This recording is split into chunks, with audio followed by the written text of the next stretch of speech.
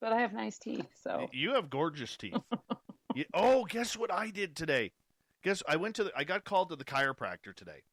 Like they had an opening, and the lady's like, "You got 20 minutes to get here." I'm like, "Fine, I'm there." So I raced to the chiropractor, and I hurt my foot somehow. So he cracks my foot, really painful. So then I ask him point blank, "Hi, beautiful Jessica McCreary, welcome back. Nick, Madrid, Spain, good to have you here. Thanks for our conversation earlier, Nick." Anyways, so he maybe we'll save this one for the air. Remind me. Okay. All right, because I'll share this one with the audience. Okay. Oh, it was awesome. It was absolutely awesome. All right, we are on in 15 seconds here, ladies and gentlemen, and everybody in between. Welcome to Spaced Out Radio tonight. The Varla Ventura, the best-looking lady in Cryptopia, right here, right now, in 5 seconds. So let's start this thing up.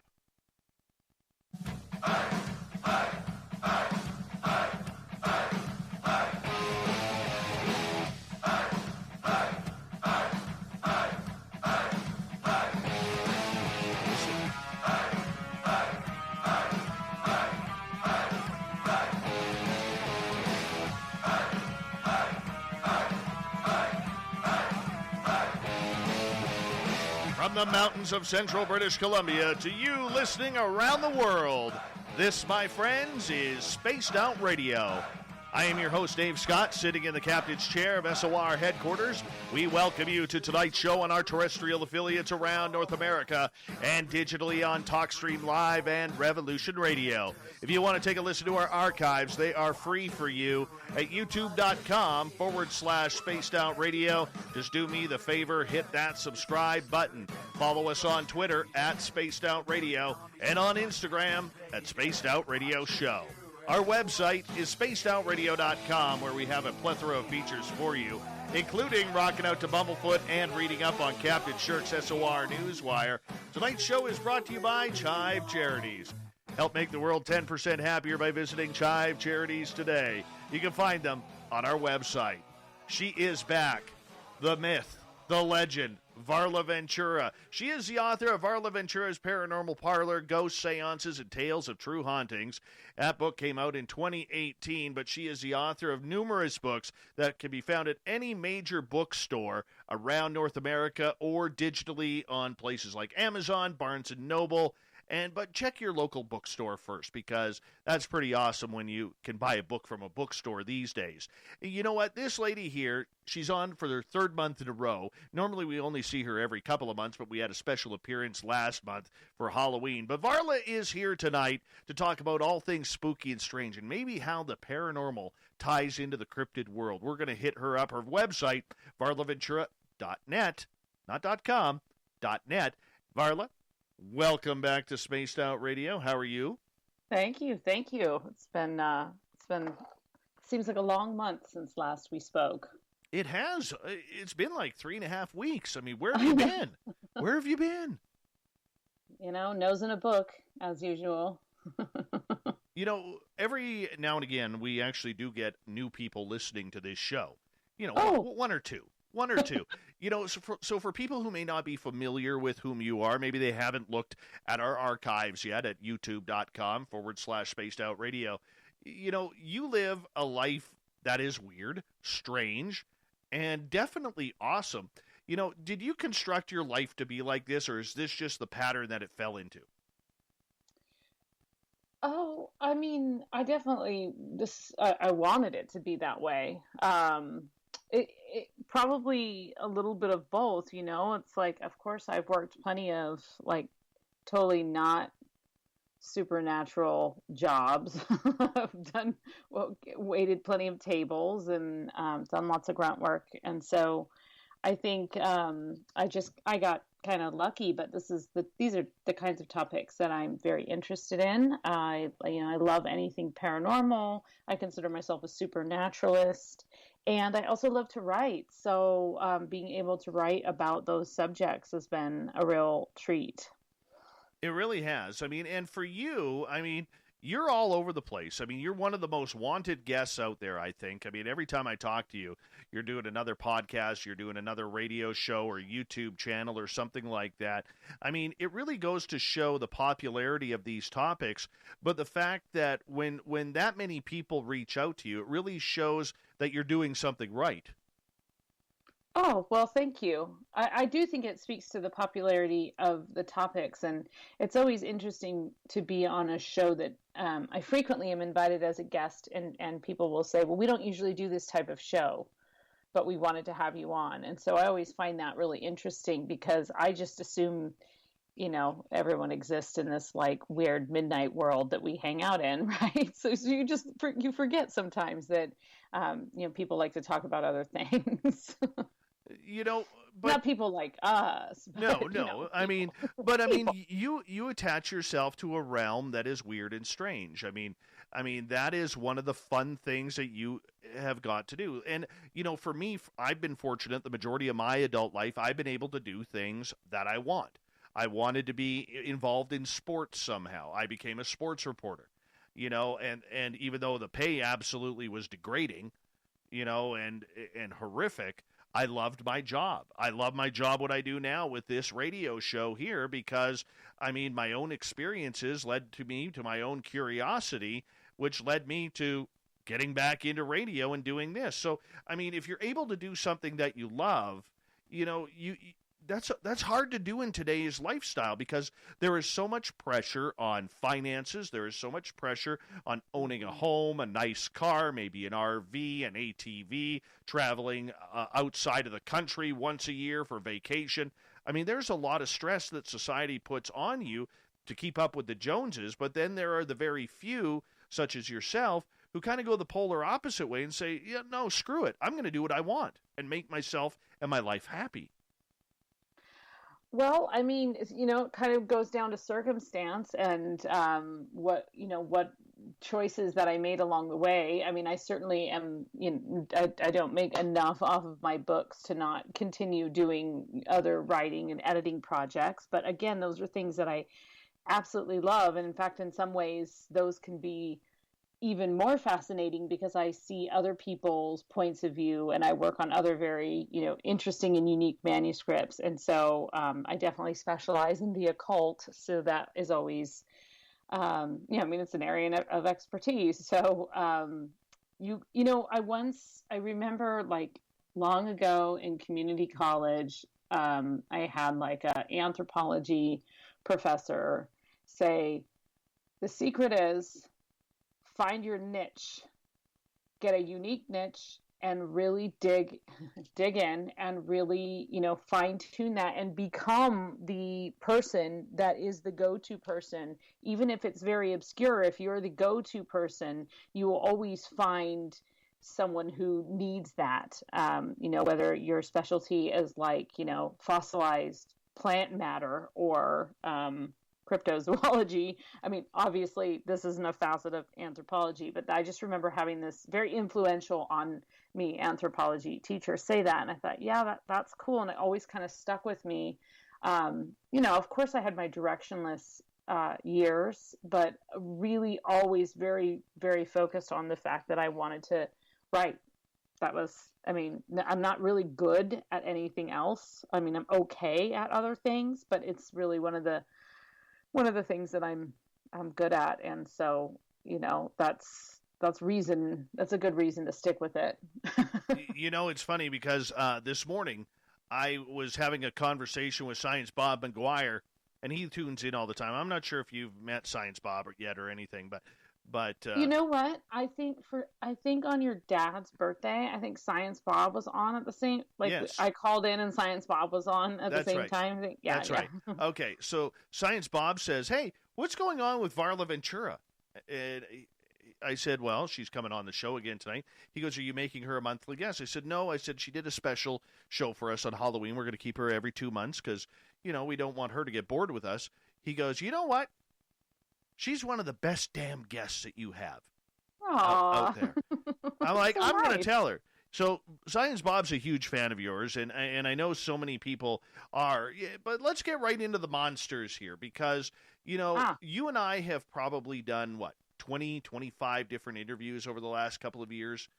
And every one has been absolutely fantastic in my opinion. But then again, I'm a little biased in regards to that. So for you, when you look at all the topics that you have discussed, from mermaids to sea hags and witches and the devil to warlocks to ghosts and aliens, what is a topic that you absolutely adore that doesn't get enough play, or you're like, damn, I wish I could talk about this creature or that creature on the air? Well, I mean, I usually try and like worm the conversation toward the things that I like.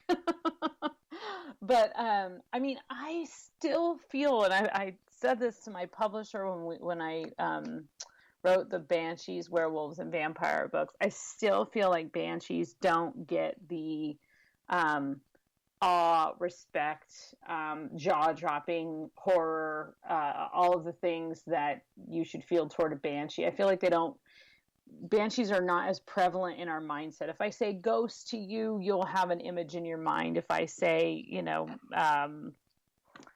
vampire or, fairy or leprechaun or whatever, mermaid, you'll get a certain image in your mind, but not so much with the banshee. And then just in connection with that, there's just some of those more obscure flip side fairy creatures that, do all kinds of strange things, like reach out of the bog and snag the ankles of passerbys and pull them down and drown them. And for people who may not know, what is a banshee? Oh, I thought you'd never ask. So a banshee is, by definition, the word banshee comes from the Gaelic meaning banshee of the fairy mound.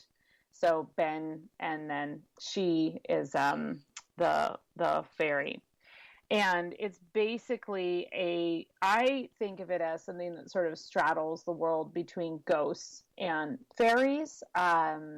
They're very similar to what many of us think of as warning ghosts, or, sort of like death portents, usually depicted as a harmless old woman or a beautiful young woman, and can morph and shapeshift into this rather horrific creature or a semblance of itself, and lets out this horrifying scream that sort of just like, punches you in the gut and makes you understand that death is imminent and nigh.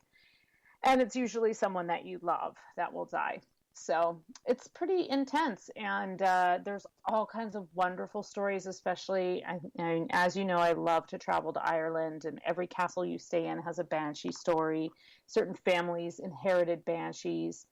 But I also love hearing when I talk about banshees, or if someone has read that part in the book, when people share stories that I can identify as, I would probably put that in the category of banshee. As you know, with magical creatures and cryptozoology, there's kind of some buckets, but they're very malleable.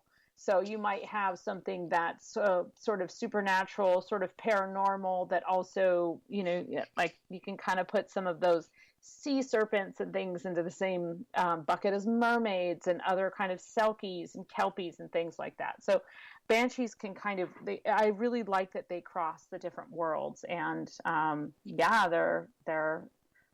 they're can be seen, they can be heard, sometimes both, and they are originally thought to belong to a certain place or a certain family, but I think as time has passed, we've seen them, and I've heard a couple of stories even of what sound a lot like banshees to me, like disembodied heads floating and stuff like that, in the U.S. So, can anybody become a banshee? No, I don't think just anybody can become a banshee. What does one have to do to banshee? One has to die in childbirth, do something like be in mourning for your children, potentially have drowned your children, or simply just been kind of a wayward soul that never found rest. So it's kind of got that restless ghost. And some listeners will be familiar with the story of La Llorona, which is from Mexico. And it's kind of a similar idea. She is thought to have like lost her children and is wandering looking for them. Some stories say that she's responsible for their deaths. Others say that she died in childbirth, or in some instances, it's just a woman in mourning that has transformed into this supernatural creature that her grief has taken her and allowed her to transmute into this fairy kingdom and become this otherworldly creature. I have never heard of a male banshee. Never say never, things, I'm sure there are stories out there, but typically they're always these female spirits or, female-like. I don't know if they're anatomically female. Just, they're disembodied heads that look kind of feminine. Yeah. Have you ever done a book or a study on the superstitions of old wives' tales? I've done a little bit of research into old wives' tales. Some of those are incredible. Like, yes. The first one I ever heard was back, I think I was about 14 years old in 1988. And my mom was cleaning our house, and she was getting all freaked out because this robin kept pecking at our window. And the theory behind that one, I believe, is that if a robin or a bird pecks at your window, somebody is going to die soon. And, I think it was about 4 or 5 months later, my grandmother passed away, my mom's mom. And so that was really kind of interesting with that. The ghostly story behind that is my parents had one of those my grandparents had one of those old wind-up clocks that my mom had taken when my grandmother was in the hospital, my grandfather was in a home. And my mom swears to this day that clock stopped when my grandmother died, and she's never rewound it. Oh, really? She just left it? Wow. So I don't know if that's a haunted object in my mother's house, but I know one day I'm going to get that clock. And what will you do? I'm not going to wind it. Will you wind it? No. No. We won't do anything silly like that. We will definitely be looking into it and just saying, you know what, that's just a nice place to put it right there. Well, I find those kinds of superstitions and the stories behind them very, I think that stuff's fascinating, and it also can kind of give you like the origin of words. Yes. So one of my favorite ones is I've got to read it because I'll butcher it probably from memory. But it's the origin of the word hearse, which I think is super cool. So give me just a sec here. Just go death. Okay, let's see. Almost there. I guess I'll just start saying it and I'll see if I get it right. So basically, I did a bad thing here, Dave, and I didn't mark it in my book.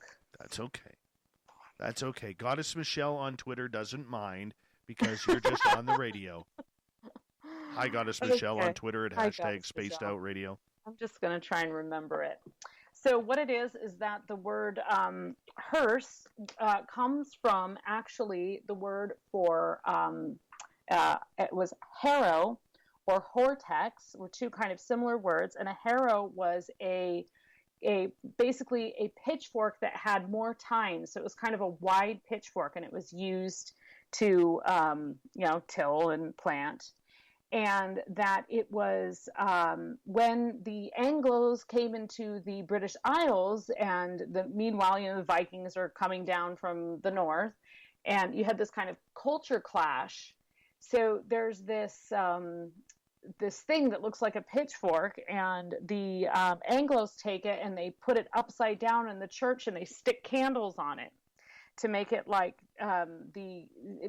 or they look at it and it reminds them of a candelabra, and so they start referring to it as a harx, a harx or a harx. And that they then place, because it's candles, it's placed upon the coffin, and it's slowly driven up to the cemetery so the candles don't go out. So originally it was this candelabra. This word had kind of morphed from this pitchfork, became a candelabra, and then eventually that became anglicized even more to be the word hearse, which then became the name for the whole little cart and eventually the car that we drive. So those kinds of things are just really interesting when you're looking into some of those superstitions, and you see the also some very interesting word origins in there as well. So that's, I didn't even really need the book. See, there you go. Speaking of family, I have to say this. This is how close my family is. Apparently, my nephew just got engaged to his girlfriend today, and nobody called me. Oh, well, you were busy with the show. Well, I was free a few hours ago. Thanks, family. Just wanted to say thank you to my family, and for caring. Yeah. I'm your family now. So you know what? You know what? Honestly, I think I'm like the bad boy of the family or something like that, because I can't remember the last time I was invited to a family wedding. Oh, really? Yeah. I think it was. Hold on. Get a little crazy on the dance floor? No. No, it's because I'm weird all the other times. I think the last wedding I went to a family member.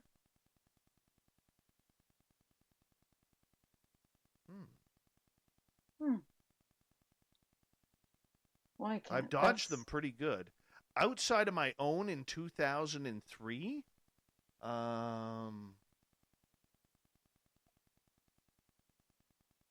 that's a lot of dead air. Yeah, that's like nothing. I honestly think it may. No invites. No, hold on. That was the reception I was invited to. I wasn't allowed at the wedding. Well, the wedding's the boring part. Yeah, put it this way. My best man at my wedding to my ex-wife didn't even invite me to his wedding. Did he invite your ex-wife? No. No.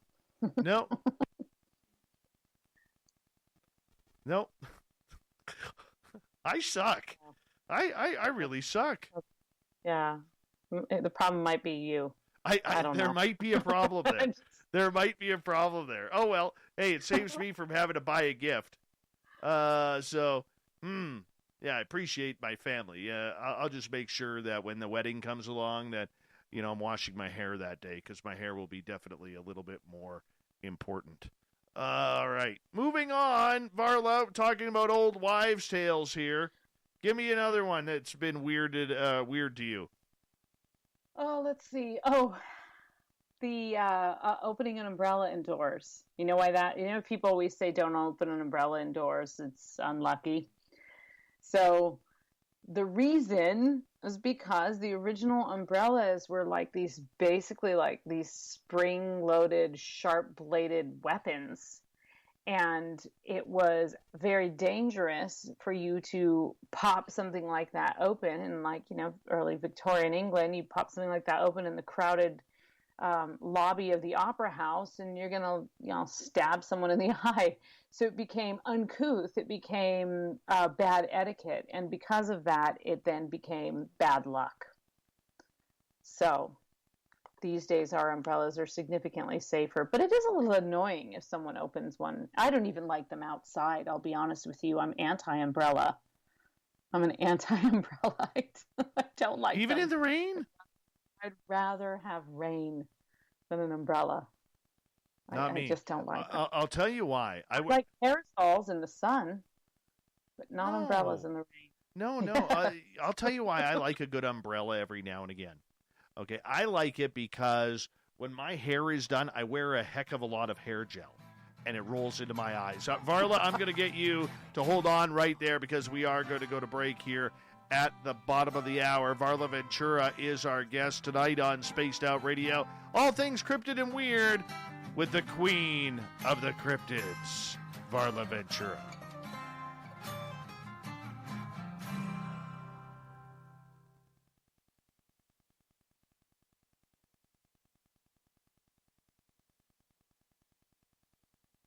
I got to admit, I'm a little pissed off right now.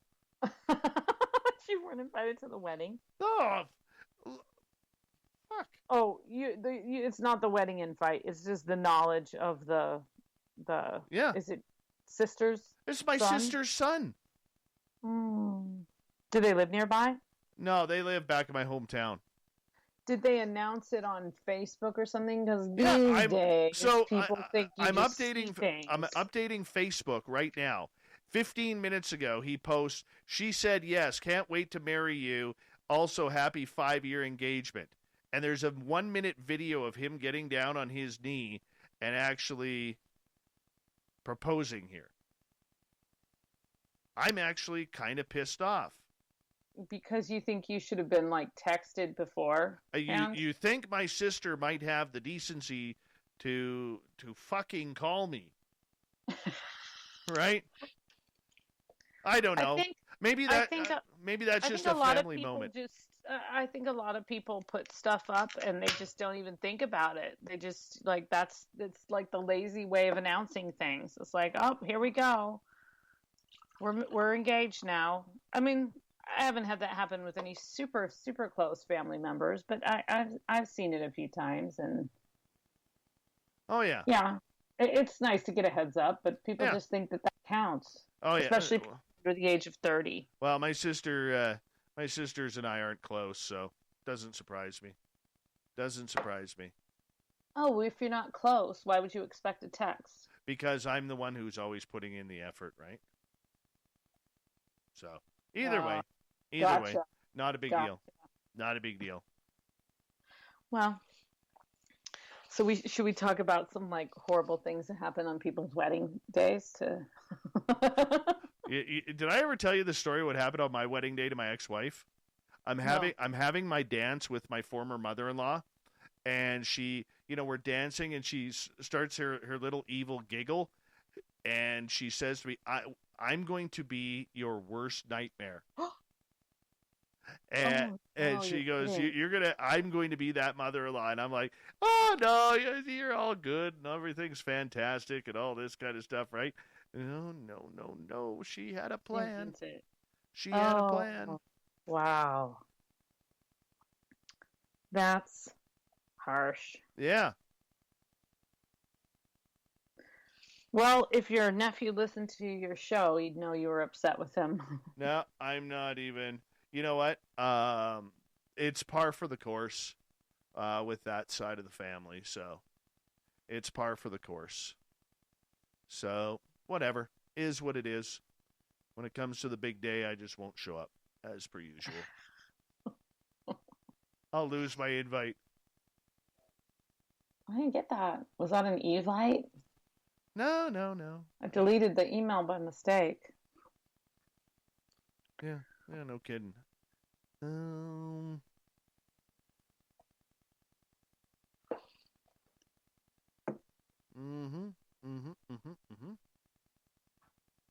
We have 2 minutes. So anyways, I forgot to finish my story about my nose. Oh, yeah. So I go your nose? Yeah. I thought it was about your feet. No, I go to the chiropractor today. My foot is sore, so he adjusts my foot. I'm screaming in there. So I go up to him because I've been having nose problems lately, right? Like, I've broken my nose a few times, and my son decided to accidentally kick me in the face while wrestling, and he cracked my nose, and I felt it crack, and I knew I rebroke it, right? So I go into my my chiropractor today. I'm like, do you reset noses? And he's like, yep. I said, let's do it. So he hopped on my nose and he does one of these things right here, and he twists, and I hear the crack, and I'm like, yes, right? And yeah, it was kind of awesome. It didn't hurt? Oh, no. And then he did a couple others, and then he took this gun. It's like a rapid fire thing that kind of goes like this. And he started doing that like on the side of my nose and in here. And it hurt like hell, but it felt good. And, yeah. So I can actually breathe out of my nose tonight. It's fantastic. What was it? Is it like a pressure point thing that he was doing? No, I don't know. It's like this speed gun thing of this hard piece of plastic that kind of works like a drill, like you know, and it was like smacking it in here, and oh yeah, I could actually breathe out of my nose tonight, which is nice, real nice. The nose doesn't look broken. No, it's my septum that goes in about 5 different directions. Hold on, we're gonna get going here.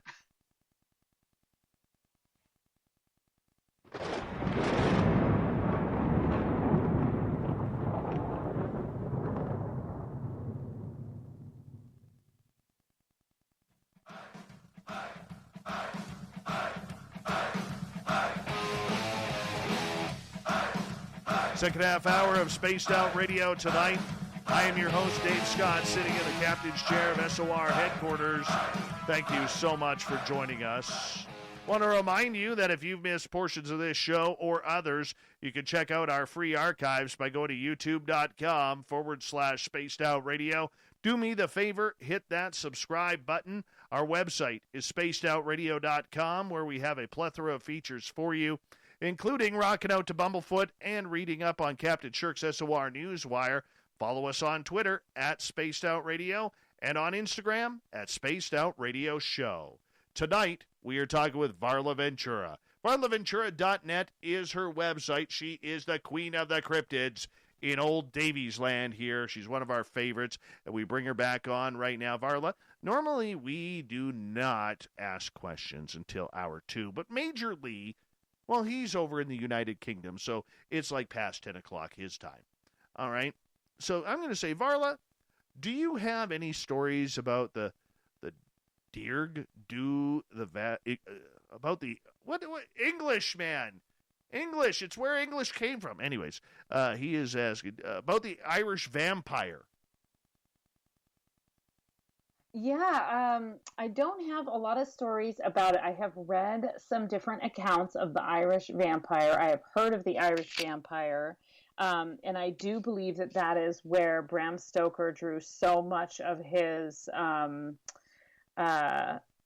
concept of Dracula from. A lot of these ideas of something that can shapeshift and something that can sort of transfix and mesmerize. So some kind of similarities to other creatures that dwell in that kind of in-between realm with the ability to change. But I don't have a ton of stories about it because I think I have a book here, actually. And I've got to grab it. I have a book here that I got in Ireland, and I think it has a whole section on vampires. So I can probably drag something up out of that a little bit later if you'd like. But I do have I do remember it had a whole part about vampires in it, and specifically the Irish vampire legends. But it's kind of like right out of my reach, so I'll grab that later. Remind me, Dave, and I'll run and grab that on break because I think it's actually in my library. I can. Lisa wants to know about owls because there's a lot of weirdness around owls. What are your thoughts on that? Yeah, thoughts on owls. Well, I think that all of those nocturnal animals tend to have a lot of mythology around them because they are, of course, like us, creatures of the night. So owls have a lot of traditions with being kind of sort of solo animals, and they can be heard in the night and kind of be guardians of the forest. So we have mythology that involves sort of guardian type spirits that transform into owls. Of course, traditional uses of owl feathers for healing and for transformation. And generally, like, just, cool night creatures, I guess. Do you think owls are a messenger for weird creatures, whether it's Bigfoot or aliens? Oh, I have heard that theory before, and I wouldn't dismiss it. Yeah.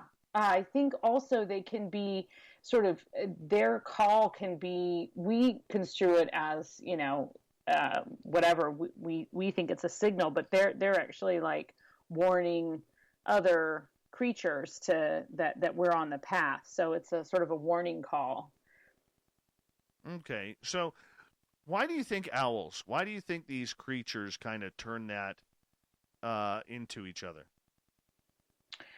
Because I think anything that dwells in the night, in the forest, outside of the comforts of our hearth and the daylight becomes steeped in mystery, sort of just automatically by its nature. And I think that a lot of those nocturnal creatures, and I think about vampire bats are nocturnal, things that dwell in that in between, in that darkness. And take yourself back to a time, or I mean, where you live, Dave. You go out somewhere where there's not a ton of light pollution, and imagine, a time when that was much more common, and that once you stepped away from the firelight, you really were open to this other realm. And I don't know about you, but I've been walking a lot lately, and the dark, the sky it's dark. It's a dark, it's a dark darkness. And there's something about not being able to see and then knowing that there's these other animals out there. And so I think that they represent this sort of like dream world, or a night world, a nightscape that is the flip side of what we see during the day. I did just read, though, that there are a handful of species of owls that are not nocturnal, which I did not know until literally like yesterday. I thought all 320 something species of owls on the planet were all nocturnal, but there's a handful of them that are not. They actually hunt and exist in the day. The other thing about owls is that like their ability to hunt. I mean, we kind of think of them as these like fluffy, somewhat like adorable birds, but really they're quite vicious, and they make a pretty intense screeching sound, and they can, descend upon their prey and snatch it up with just using like, echolocation basically, which is pretty fascinating. That is awesome. That is awesome. You don't think they're aliens, though? I don't think owls are aliens, no. I don't think they're aliens. I think they're animals, but I could see a connection with them being in tune with other spirits in the forest, or cryptids, or Bigfoot, and maybe giving a warning. But I don't think they're aliens. Is that a theory that owls are aliens? Yeah. That's apparently what happened way up in Nome, Alaska. And what's his name? Mike Clellan has a book called The Messengers, which is stories about people who got abducted by aliens, but previous to that, they had kept seeing owls, like 4 and 5 foot tall owls. But so I would just argue that the owls could be the owls could be a messenger, or could be saying like, "Hey, there's this creature in the forest," or whatever. Or maybe they're like the lookout, but that they shapeshift into aliens, that I'm not so sure about that. Okay. I do think they're magical, though. So, and they have a long association with wisdom and magic and metaphysics and alchemy, and you see that symbol of the owl going back to medieval times repeatedly with magicians and such. So. Yeah, magicians and such. Don't know about them turning into aliens, but hadn't heard that. Well, either way. Who am I to dismiss that? Who theory, are you? though, right? Who are you when it comes to aliens? I'm talking about mermaids. So who are you? Who are you? All right. I'm not an alien expert, that's for sure. You need more aliens in your life. Do I? Everyone does. What if they're all actually fairies? That's my theory. You think aliens are fairies? Yep. I do. Why? Okay, you got to tell me this. This is interesting. We haven't gone here before. Okay, so now I don't see anything definitively, because we're talking about these often unseen creatures. But when I was researching my fairy book, and just to let everyone know, like this is not a book about Tinkerbell. This is a book about the real fairy kingdom, the fairy kingdom of, ancient Ireland and the Celts, the underworld, the other world. A lot of similarities to what you see in indigenous cultures in the Americas about the transformations and the caves that you go into. And there are just a lot of stories of things like abductions, the loss of time and the disappearance of time, being completely displaced, falling asleep, being sort of like fed food and drink, and then, waking up and not remembering and not understanding what happened, but having these sort of like repressed memories, just other kind of things that match in with that. Now, I suppose it could be argued the reverse, that aliens are ancient, and I know that's a theory, that aliens are ancient, and then that's actually what fairy creatures are, and that is what that other realm in the fairy kingdom is. But I just found a lot of little stories that just reminded me so much of personal abduction stories that people had told me. Or, there's that story of the Hopkinsville goblins. Have you heard that story? The Hopkinsville goblins. Mm-hmm, that's kind of led towards the series Hellier. Yeah. And they are very, the descriptions of them are very, very like some of these really sort of like creepy, pale, goblin-y things that dwell deep in the caves.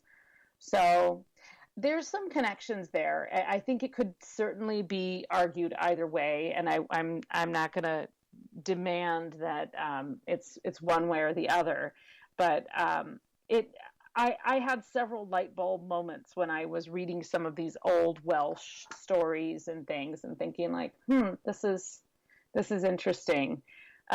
Now, I don't know if you could say every single like alien encounter could be equated to this, but I think there are probably a number of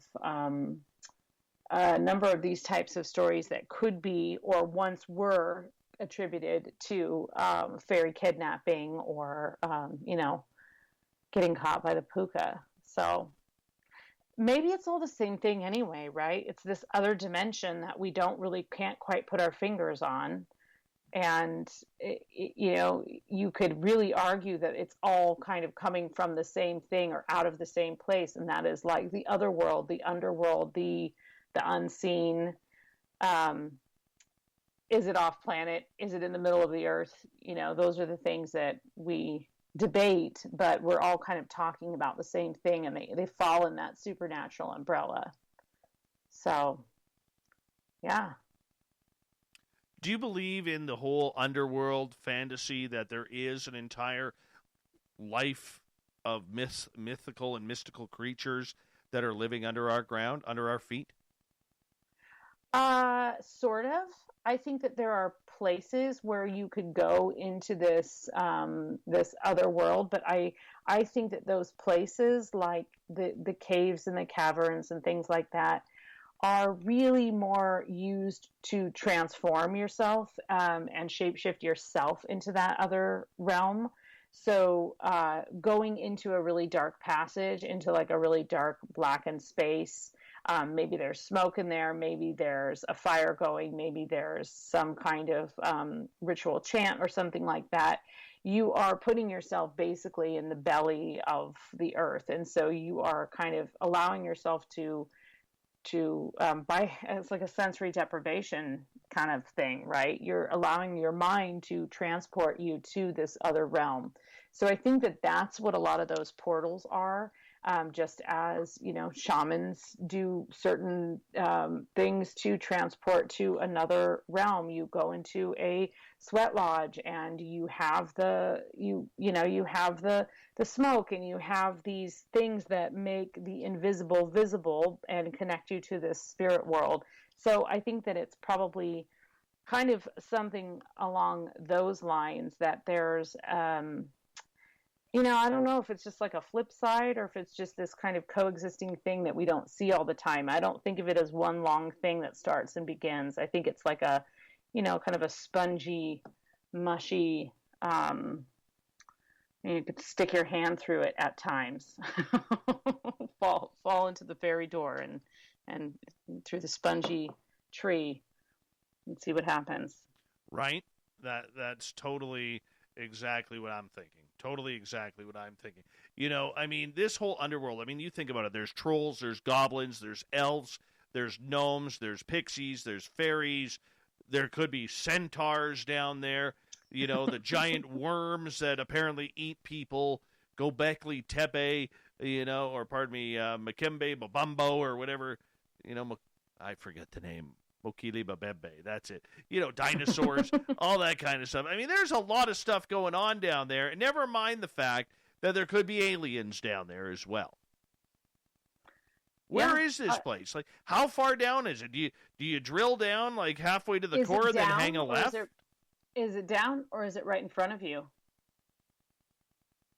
Dun, dun, dun. It could be right here, right now, and we just can't see it, right? That's the thing that gets very confusing, because I think we're trying to apply like a certain linear logic to it, and it is a place that defies time and space. So linear logic doesn't hold it. So we want everything to be solid, like the desk I'm sitting at, and it's just, I think it's just not that easy. However, I will say that especially in like the ancient Celtic mythos, it is sort of a flip side underworld where the gates are they come flooding open on certain times, like Halloween. We talked about that on Halloween, actually, about this kind of like opening where the demons and the vampires and the two-headed werewolves and all manner of like beastly creatures can come flooding out. But it also is something that can be maybe a little more tangible when you look at it from the point of view of an early society looking around and seeing some real phenomenon that they don't have any kind of explanation for. And as we have tried to explain things, we've moved further and further away from that sort of wonderment. So I don't know, but I know that there's a lot of people that can access that through dreams, through meditation, through visiting the astral plane. There's a lot of tools that people use to try and really tap in prayer. They're trying to tap into that invisible other world that is so such a part of our lives, whether we want to admit it or not. There's like constant myths and legends and cryptids around us, and we're just kind of always I think we're just trying to put things in file folders and stick them on the shelf, and they are not things that can be contained. So I don't know, that's one of the great questions of being interested in this kind of topic is what, where, what does it look like? Is it all the same for everyone? Do people see different versions of it? Are we just talking about, heaven? Are we talking about hell? All of these kinds of things really, that's all part, to me, of the supernatural and the paranormal world. I see them as part of the same discussion. But don't get me started on Catholics. No, I won't get you started on Catholics, but we got 5 minutes to go until we get to the top of the hour here on Spaced Out Radio. Varla Ventura is our guest. And, speaking of the underworld, I mean, there's a lot of stuff that goes on there. Does that mean because we as humans believe that Satan is in the underworld, the devil, Beelzebub, and all his pets are hanging out down there, that all of these creatures that are said to live in inner earth, whether or not they truly exist, may be that of Satan? Well, I mean, that is the advent of Christianity, certainly topped off all of those stories with a good dose of the devil. And you will find that again and again. You see that all over North America, that things that are, probably we'll talk about some of these like water serpents and things later were misinterpreted and misnamed by white settlers as demons, when in fact they were considered to be sacred spirits or gods, and the words were misunderstood. So you have that kind of, superimposing this specific ideal of heaven, hell, God, devil, and you use it as a blanket to try and keep people from exploring and learning more about their inner thoughts and having these transformative experiences. It's labeled hedonism, it's labeled paganism, it's labeled something for the peasants, and the learned man believes in the word of God. And you see that time and time again across the world, that change in, and that's where the devil comes from. It's really but pretty. Did he ever go down to Georgia looking for a soul to steal? Yeah, with Charlie Daniels. Okay. But I'm also fascinated with the devil and the devil mythos, and trying to not go over the time, but we can and should talk about Pan and the horned god, because we'll get to Pan in a second. But I'm curious, in regards to the devil and the crossroads. Yes. Do you believe in that story? Oh, with Robert Johnson. With Robert Johnson and sold his soul and then had the weird this photograph incredible talent. Yeah, I mean that's certainly. I mean, I believe that story to a certain extent. I believe in that sort of supernatural element of the crossroads. There's all kinds of old mythology about crossroads and seeing corpse fingers, which are just basically these floating hands that are on fire, and will-o'-the-wisp and other kind of specters and things at the crossroads, that it was a particular place that you could do high magic, or you could make contact with some other kind of entity. At some point it went from demons to the devil, right? Because there's always been negative or demonic-like forces in all of these myths. There's always been something that's kind of the flip side to the good, something to keep the peoples in line. But at some point, it became one hooved, typically red, horned man that could turn anyone to a life of sin. So, the fun guy at the party.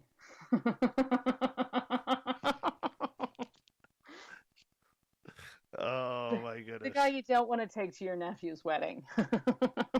Or maybe you do. I can't wait. He's got a date with my ex-mother-in-law when she finally dies. I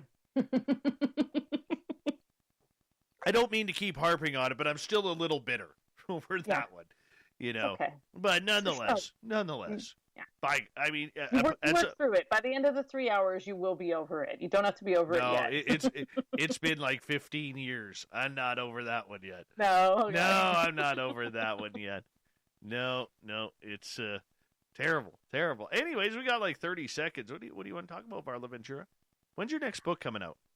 Oh, gosh, I wish I knew. I've been actually working on something really completely different, and it is probably going to be my ultimate downfall, and I should just stick to what I know. So I'm hoping I have a book come out next year. At this point, if I can get it written and finished in the next 2 to 3 months, I still stand a chance of maybe getting it out by October. My publisher's always October for me, popular month. Yes. But it just depends. It can take a year to go from manuscript to book. So, all right. Well, when we come back from the break, we're going to take Varla Ventura into a direction that she absolutely loves, because we have one listener out there who's been working hard during the whole COVID thing, and she loves her mermaids. Yes. Ooh, I have new information on mermaids. Beautiful. So. We will get to that and other sea monsters with Varla Ventura. VarlaVentura.net is her website, and she's got great teeth, so make sure you check them on out when she smiles. More Spaced Out Radio coming up after this.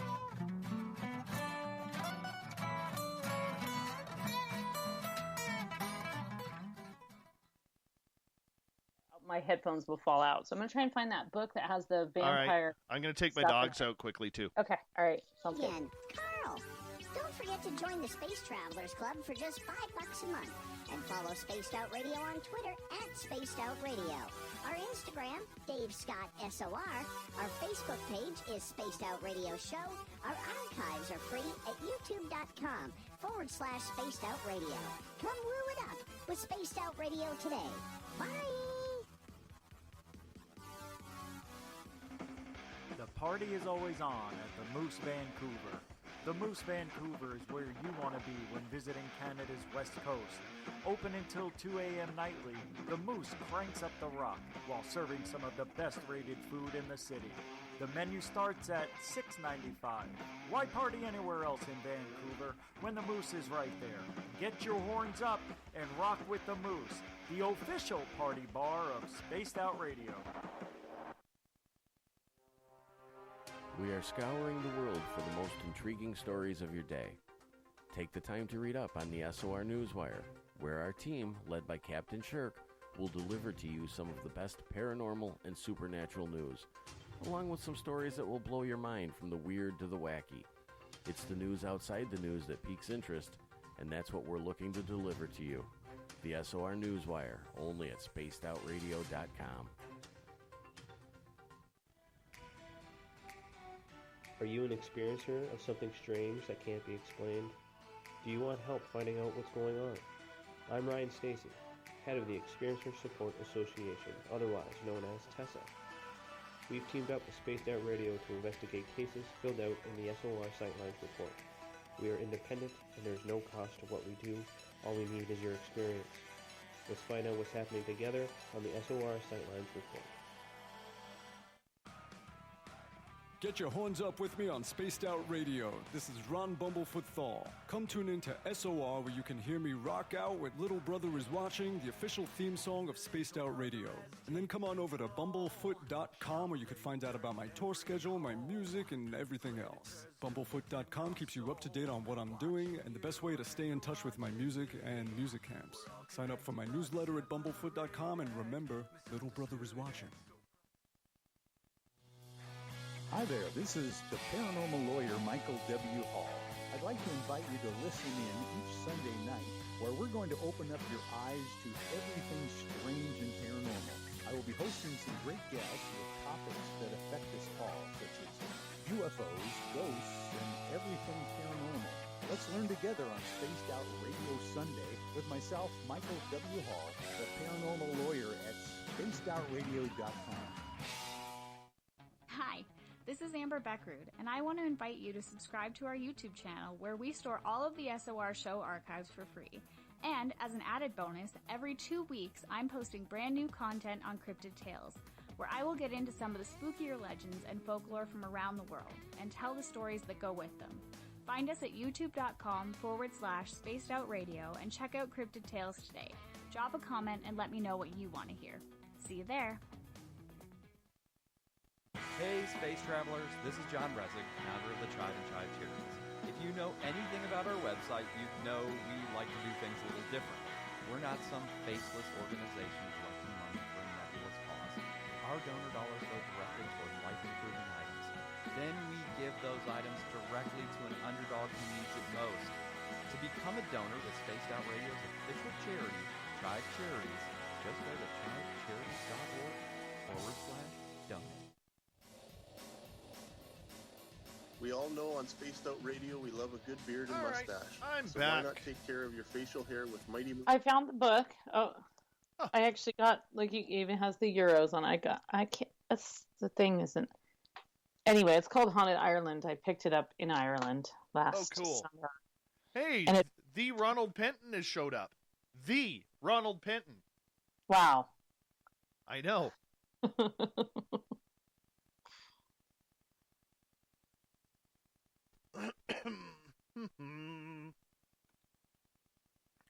Deirgdol. Deirgdol. The Deirgdol. That's the one.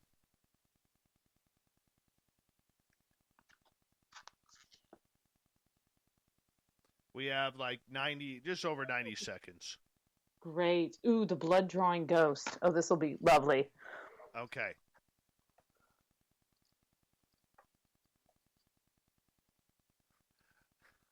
Goddess Michelle on Twitter. Shit, son. Mermaids. I'm all ears.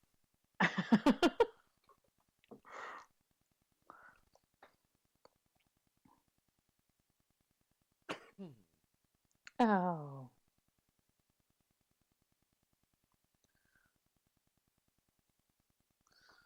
Okay.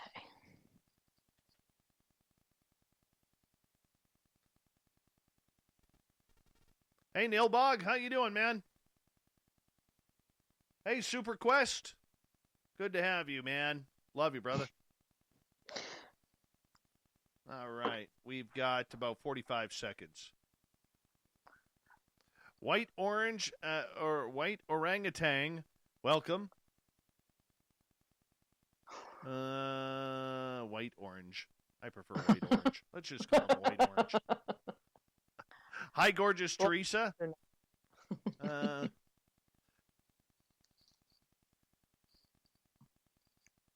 Teresa usually shows up when I'm speaking at conferences. I love her.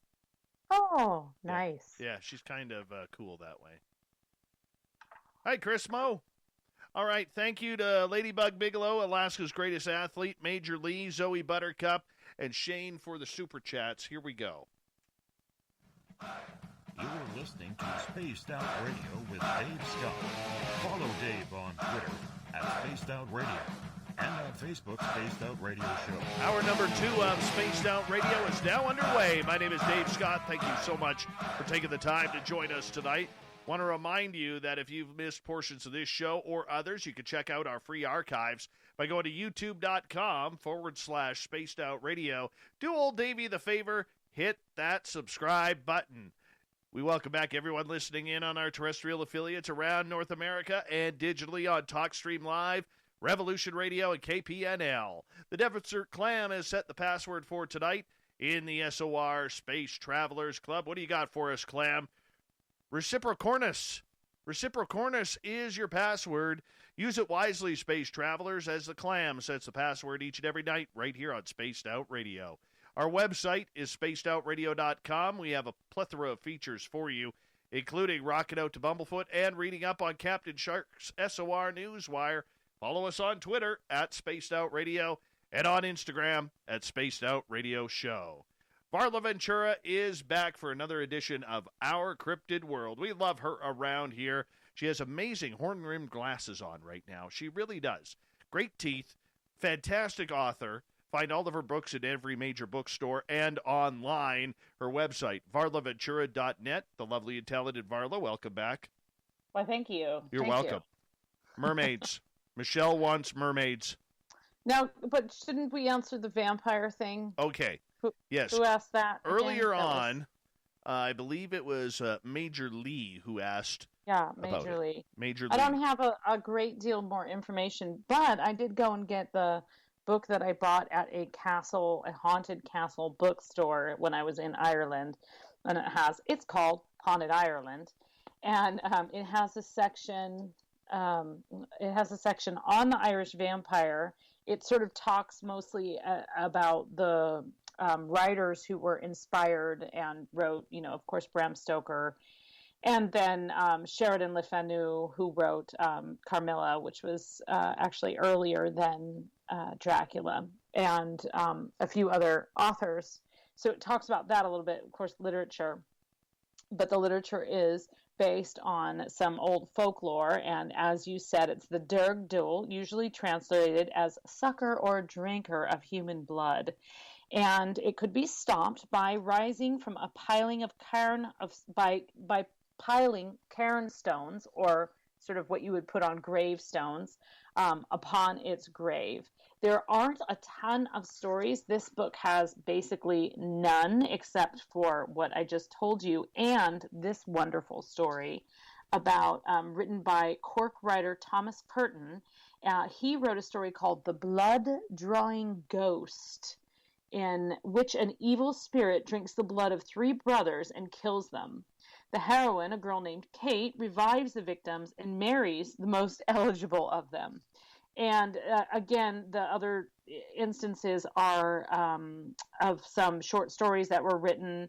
Montague Summers, the writer, Dudley Wright, and then there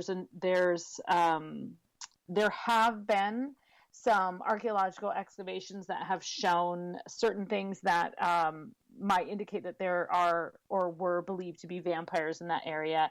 And it says that in Waterford, where there were Vikings, there were several tales of the undead drinking the blood of the living.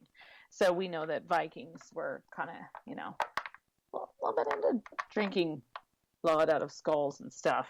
Not the good old Vikings, not the Christian Vikings. The Vikings were the opposite of Christian. True.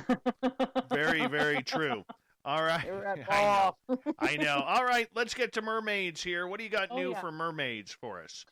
Well, it's probably not news to Goddess Michelle, and it's probably something that she and I have talked about a little bit, but it's something that I was kind of thinking about today, and that is that because people always ask me, are mermaids real? What if mermaids are real? How come we never see them? You hear that all the time about Bigfoot, right? If it's real, how come we don't have like any hard evidence? But mermaids especially, very, very elusive.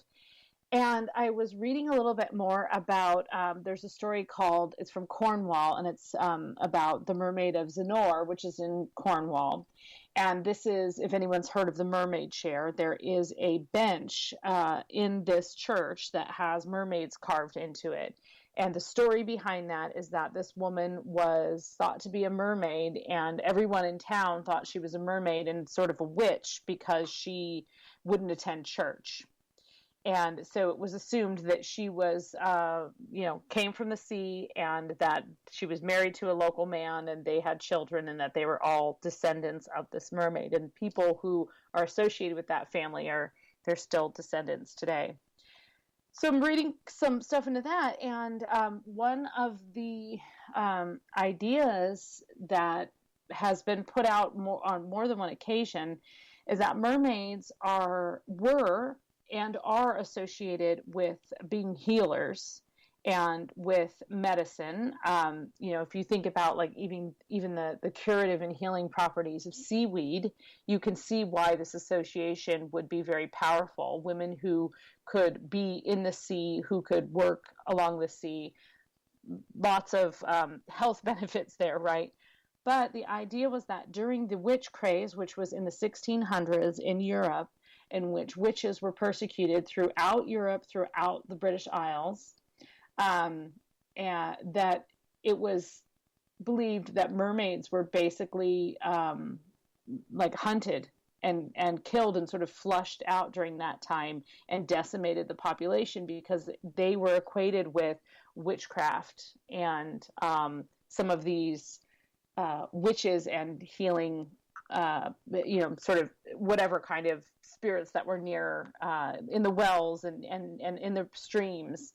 And so that I just thought was a very interesting way of thinking about it, because you do see a lot of evidence of, entire cultures being destroyed because of this this phenomenon that people believed that these women were poxing all of the cows and riding pigs across the field and all manner of things. But in fact, most people were either land grabbing, wanted to take the power away from the poor old ladies who actually inherited the land from their husbands, and or all of the above. And everyone was high on ergot, and so they were seeing all kinds of things in the corners of their eyes.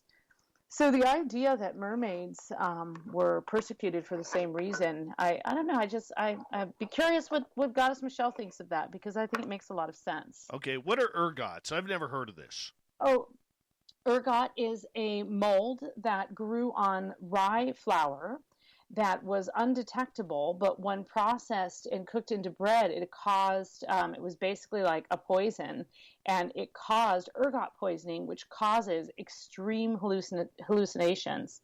And they have, since figured out that a mass number of people who were seeing vampires, werewolves, and witches ride through the night throughout the 1600s and leading to the witch craze were under the influence of this ergot, and were, some people just, made it up to go along with it or whatever, but that a lot of those sightings that people believed to be really real, they were real because they were hallucinating and seeing them. And so that was a huge part of the problem. And we're talking about like people had, imagine, I don't know if you've ever done any hallucinogens, Dave, but anyone else? I am a virgin at that. I am a virgin at that. Yes. I am not sure if I'm allowed to say what I am on the air, so I can say it on the break. But the point being, anyone who has done anything like that, it can be very frightening and very intense when you know you're going into it. Imagine if you had no idea that was happening. Then that leads you to seeing and not understanding what you're seeing. So it wasn't done deliberately. It was done by accident. So. All right. From Singapore, our good friend Ibarata is asking if you have ever looked into the legend of the Merlion. Oh, so I was actually just earlier today, I was kind of looking back through my mermaid book, and I remember this whole article that I had read about different kinds of like mer creatures, that it's not always like a mer man or mer woman. You have like things like were dolphins, mer in one island in the Caribbean, I think there was like a mer turtle. So I don't really know too much about it other than the idea of a half aquatic creature merging with something that was very iconic in that area. You would see that somewhat frequently. But I don't know a lot about the merlion. It sounds amazing. It's like a goldfish with a lion's head. Oh. There's lionfish, right? So. No, that ain't it. That ain't the same thing. No. In Singapore, they have a giant merlion shooting out water into the ocean. It's actually kind of cool, this statue. Rad. Yes. Yeah. Kind of like it. Sea monsters. Let's continue on. Sea monsters. Yeah. It's been a lot of news lately, and I know you're a little bit of a hockey fan, about the NHL adding this Seattle Kraken. Which I still think that they should have called themselves something different, although the Kraken is a pretty cool name. Very cool, but I think... Kraken is way cool. It is very cool. I'm in full support of the Kraken. I was hoping for Rainiers. Oh, because of the mountain? That'd be a good one. Or, if you wanted real history, Seattle Americans, the first ever American NHL team to win the Stanley Cup. Before there was an NHL, though. Oh. Mm-hmm. Yeah. I like Kraken. I could see Rainiers being cool. I love, but come on, Kraken. I haven't seen what their logo is finalized. I've seen a couple pictures. My son showed me a couple pictures. It's going to be totally amazing because it's going to be a Kraken. So. Okay, but the Kraken, of course. Kraken. Yeah, let's talk about this because, it's a legendary mythical creature where back in the 15 and 1600s, where man started getting brave and sailing into the depths of the oceans, not knowing where the flat Earth was going to take them. That's kind of where we kind of get a little bit freaky because there's all of these legends and stories of these giant Kraken-like creatures taking down these sail ships. Yeah, well, a lot of the Kraken sightings come from the sort of North Sea, so where sort of in between like Scandinavia and the northern part of the British Isles. That was the primary. Over to Iceland and Newfoundland. that was the primary area where you would see Kraken drawn on maps and things like that. Now, of course, we're talking about maps that I've looked at where they're sailing from those parts of the world. So you do see those like sea serpents and Kraken elsewhere. But specifically, and it's prominent in like Norse mythology, this like, giant, basically like squid. Well, think also you're thinking about a time when we think of ships as like these massive, like, Carnival cruise cesspools or whatever, but the Vikings didn't have ginormous ships like that. Their ships were pretty low to the ground. Now the Spanish galleons and things, those were a bit bigger, but still out on the sea, they're not huge. In California and along the coast of California, there's the giant Pacific squid, right? And the Humboldt squid. And they like to live really, really, really deep. They don't like to be up near the surface. They like to be really low down where the water's nice and cold, but occasionally they come up to feed. In Mexico, you'd hear these stories about these fishermen whose boats were tipped by these, like, these giant tentacles and things. Well, turns out those legends are real. The Humboldt squid are aggressive. They will attack fishing boats, and they do have big tentacles that they will reach up and they will pull you down. Go back, and now this is in like modern times. Go back hundreds of years when the sea was colder, less polluted, less traversed, and things, there weren't as many predators, so things got bigger and bigger and bigger and lived longer.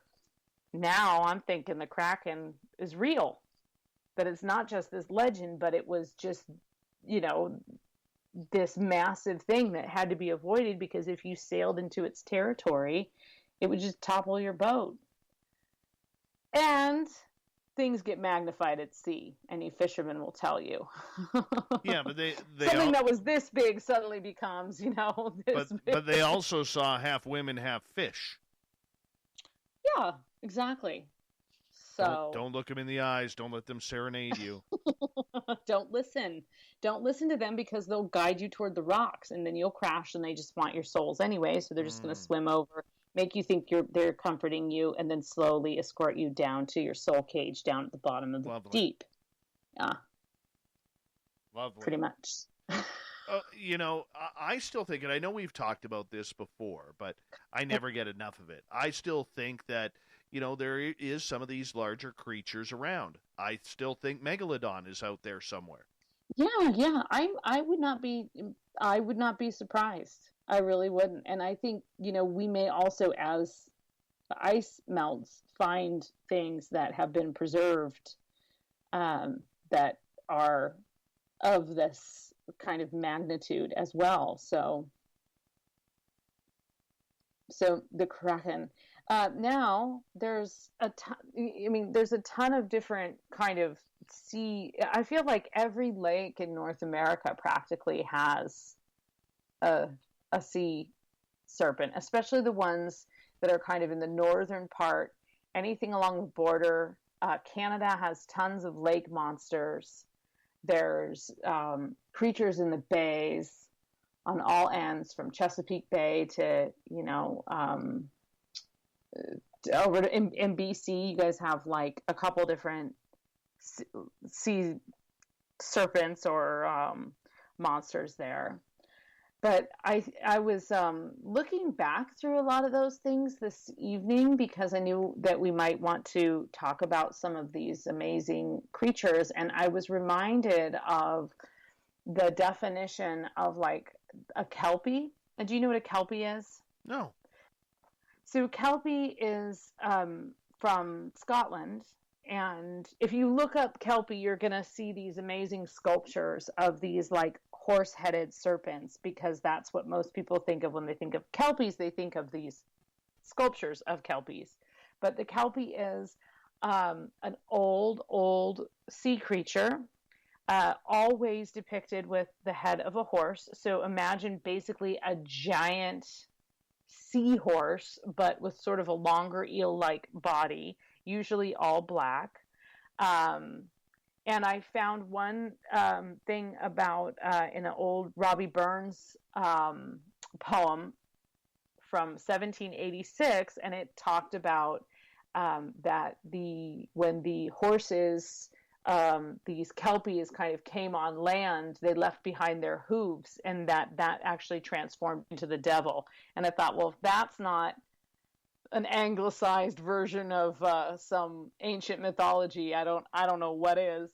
But so the reason I bring these up is because when I was comparing some of the sea serpents that I've researched, and then just ones that I've read accounts of people seeing, frequently the description fits very much a kelpie.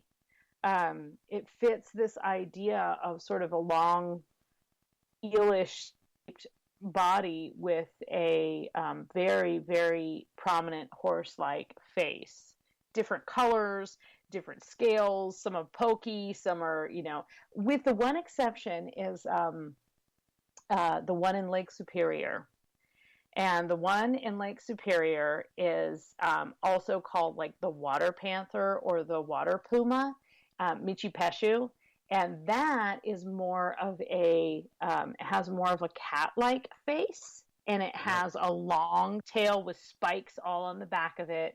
And those spikes come splashing down, and it brings on basically the gales of November, and brings on like those huge kind of waves and sucks you down and tips over your boat and all of that. Well, the legend lives on from the Chippewa, down to the great lake they call Gitchagumi. The lake, it is said, never gives up their dead. Yeah, but he does talk about that. And so it's pretty interesting because it's a little bit different. But by and large, a lot of them have this sort of horse-like appearance. So what's the one nearest to you is you've got, there's one in basically Puget Sound, Cadboro Bay, pretty probably closest to you from any of them, near Victoria, and that's Caddy. It's a Cadborosaurus. There's also the Cameron Lake sea monster. Okay. I used to, when I lived on Vancouver Island, when I started my radio career, Cameron Lake was about 10 miles, 15 miles from where I lived. We'd go there fishing. We'd walk in waist deep. Didn't know there was a sea monster in there, because if I did, guess who would not be going in the lake? Well, that is pretty much another recurring theme with a lot of these sea monsters. You have the First Nations or the indigenous people who lived there, and then like the French explorers or the English explorers coming through, and they said, don't go in that lake. Like, we don't bathe in that lake. Like, we'll fish in it, but we don't swim in it. We don't bathe in it. Like, it upsets the monster. So you see that over and over again, this sort of repeated warning where, you live by a lake. There's a lot of advantages to living by water. How many lakes have you swam in that have sea monsters allegedly in them? Have I actually gone in? Lake Superior. I've gone in a couple of bodies of water, ocean. I've been in the ocean around Ireland and California. I've been in the ocean up in British Columbia. That's dark, eh? It's dark. Oh, it is. It is. Dark. It's dark and it's cold. It's beautiful, but it's cold, and you have to wear a really, really thick wetsuit, and then you feel like you're a seal and a shark is just going to come. Absolutely. Yeah. On that note, that's why I don't swim in the Pacific. Yeah. Because sharks. Absolutely. There's sharks all over the place. And, I'm not going there. I am not. I've also swam in Okanagan Lake and Cameron Lake. That's enough sea monster stuff for me. Varla Ventura's Our Cryptid World continues on Spaced Out Radio right after this.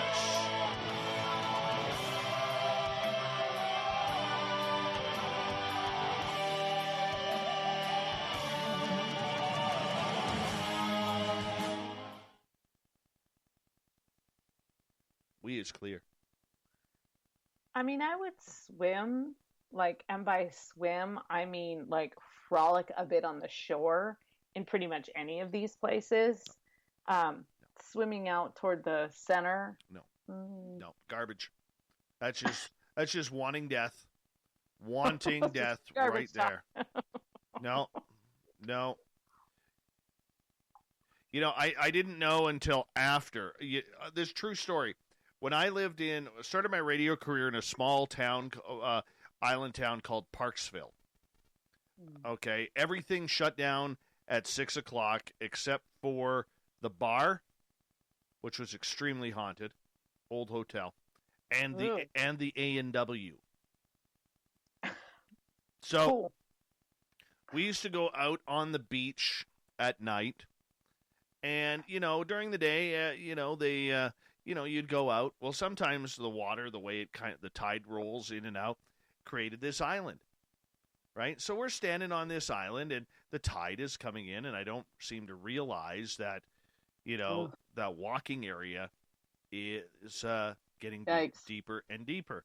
And all I'm thinking is, I got to go through there. It was only 12 feet, but Jaws was coming, man. I heard the theme song the entire time.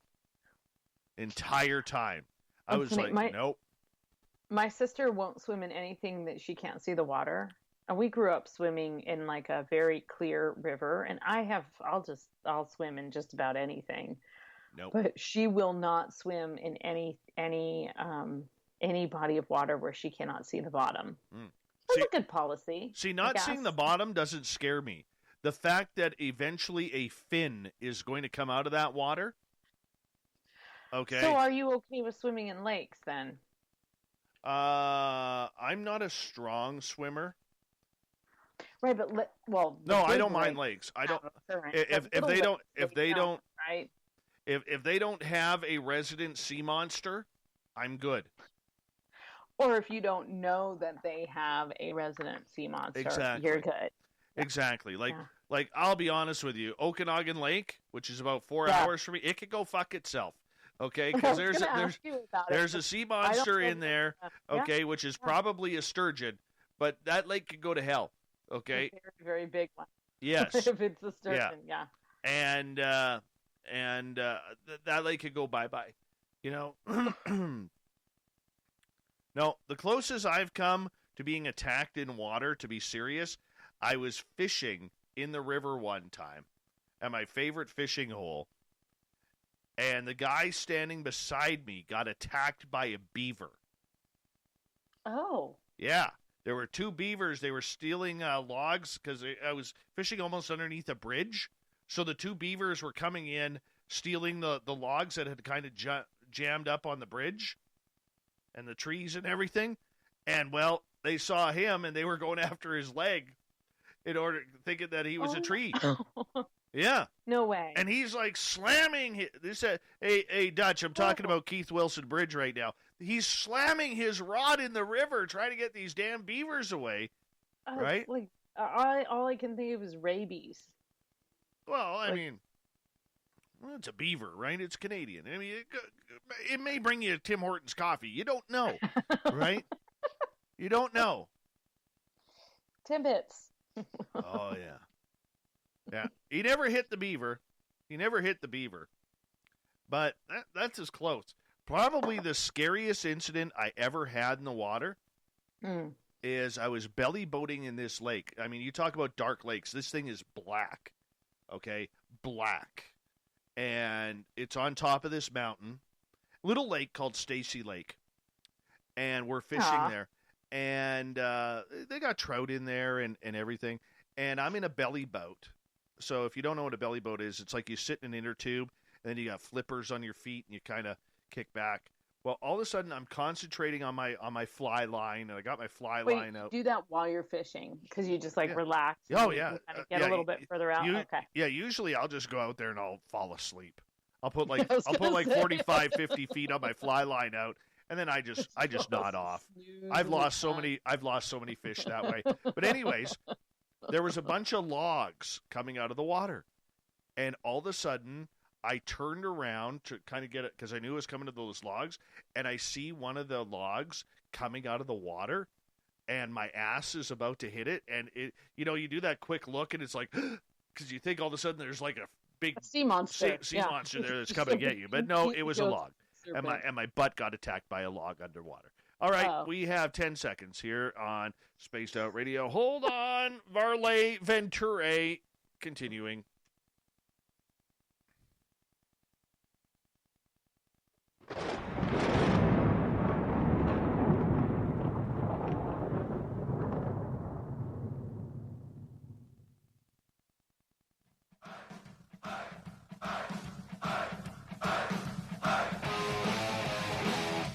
Halfway point of Spaced Out Radio has been crossed, but we're finding the strength to continue tonight because that's what we do here on Spaced Out Radio. My name is Dave Scott. Thank you so much for allowing us to earn your listening ears.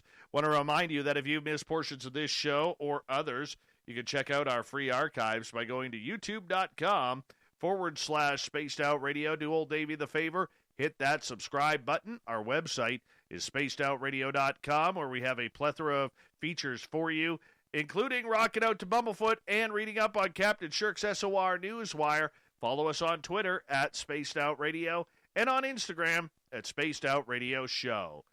Varla Ventura and Our Cryptid World continues here on the mighty SOR. We're talking all things monstrous tonight, and we're going to get a little dark. We're going to get a little deep with Varla, as her website is varlaventura.net. Varla, welcome back. Well, thank you. Let's get into Pan. Oh, yeah. You want to get into Pan? I want to get into Pan. Let's pan the hell out of this half hour. Let's do Okay. Deal. Yeah. Well, I think, Pan, of course, is from...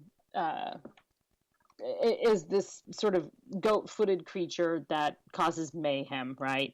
He's this trickster. He's hangs out with the fairies, half goat, half man, and really good at playing the flute.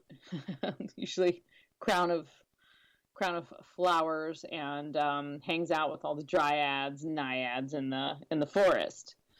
But this idea of a goat-footed god and, Pan being, coming, the word panic coming from Pan, there's so many overlaps between, like, the goat-footed god, the devil, the idea of Pan. So if you see these, even Krampus, that terrifying, like, holiday fun creature from Germany and parts of Eastern Europe that is like basically this like furry, beastly, ghosty goaty thing that snatches children who have misbehaved. There's all of these like great creatures that kind of fall under that cloven. Put them in the cloven-hooved category, like the New Jersey Devils, the cloven-hooved ones. Yeah. But, I think it's very interesting. I've read a couple of sort of pretty boring books about the goat-footed god. One that was annotated by a man named Raven Grimassi, and he did a pretty good job of, like, trying to bring it into the modern context. But this book was all just kind of about the different ways in which, where in different places and ways in which the goat-footed god has appeared. You see it in Ireland.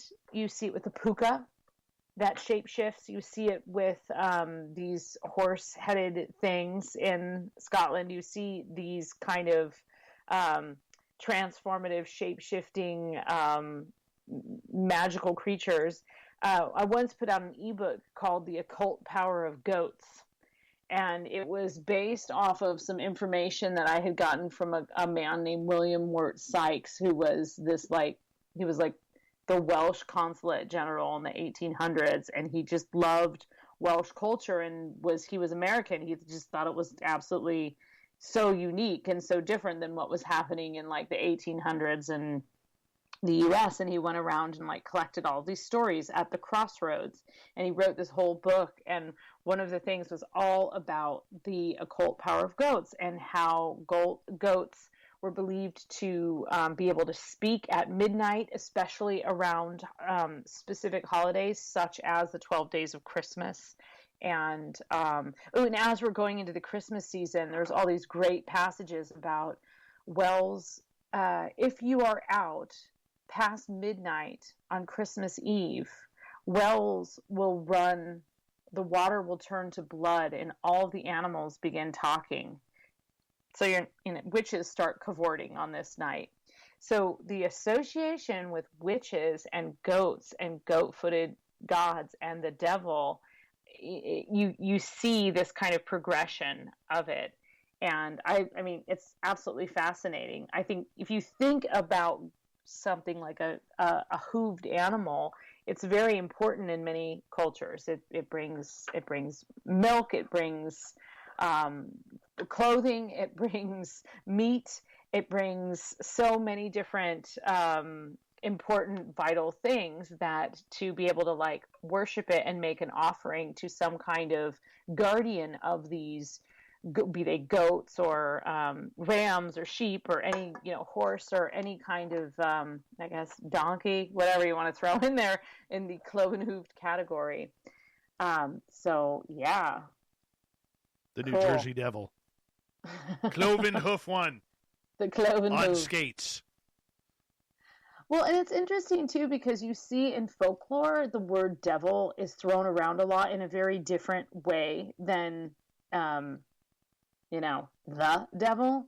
You see this, devilish creatures and devilish behavior and winged things that are thought to be like the spawn of the devil, and all these kind of instances of sort of using it, more adjectively, right? Like describing all of these things. And then you have the devil who kind of shambles in and basically forces you to make a deal that you somehow don't want, and that will get you in the end. So I also think the devil is this wonderful metaphor for greed, stupidity, laziness, often used in that context to teach people lessons about not scrubbing the hearth or what have you, cleaning out the staples properly.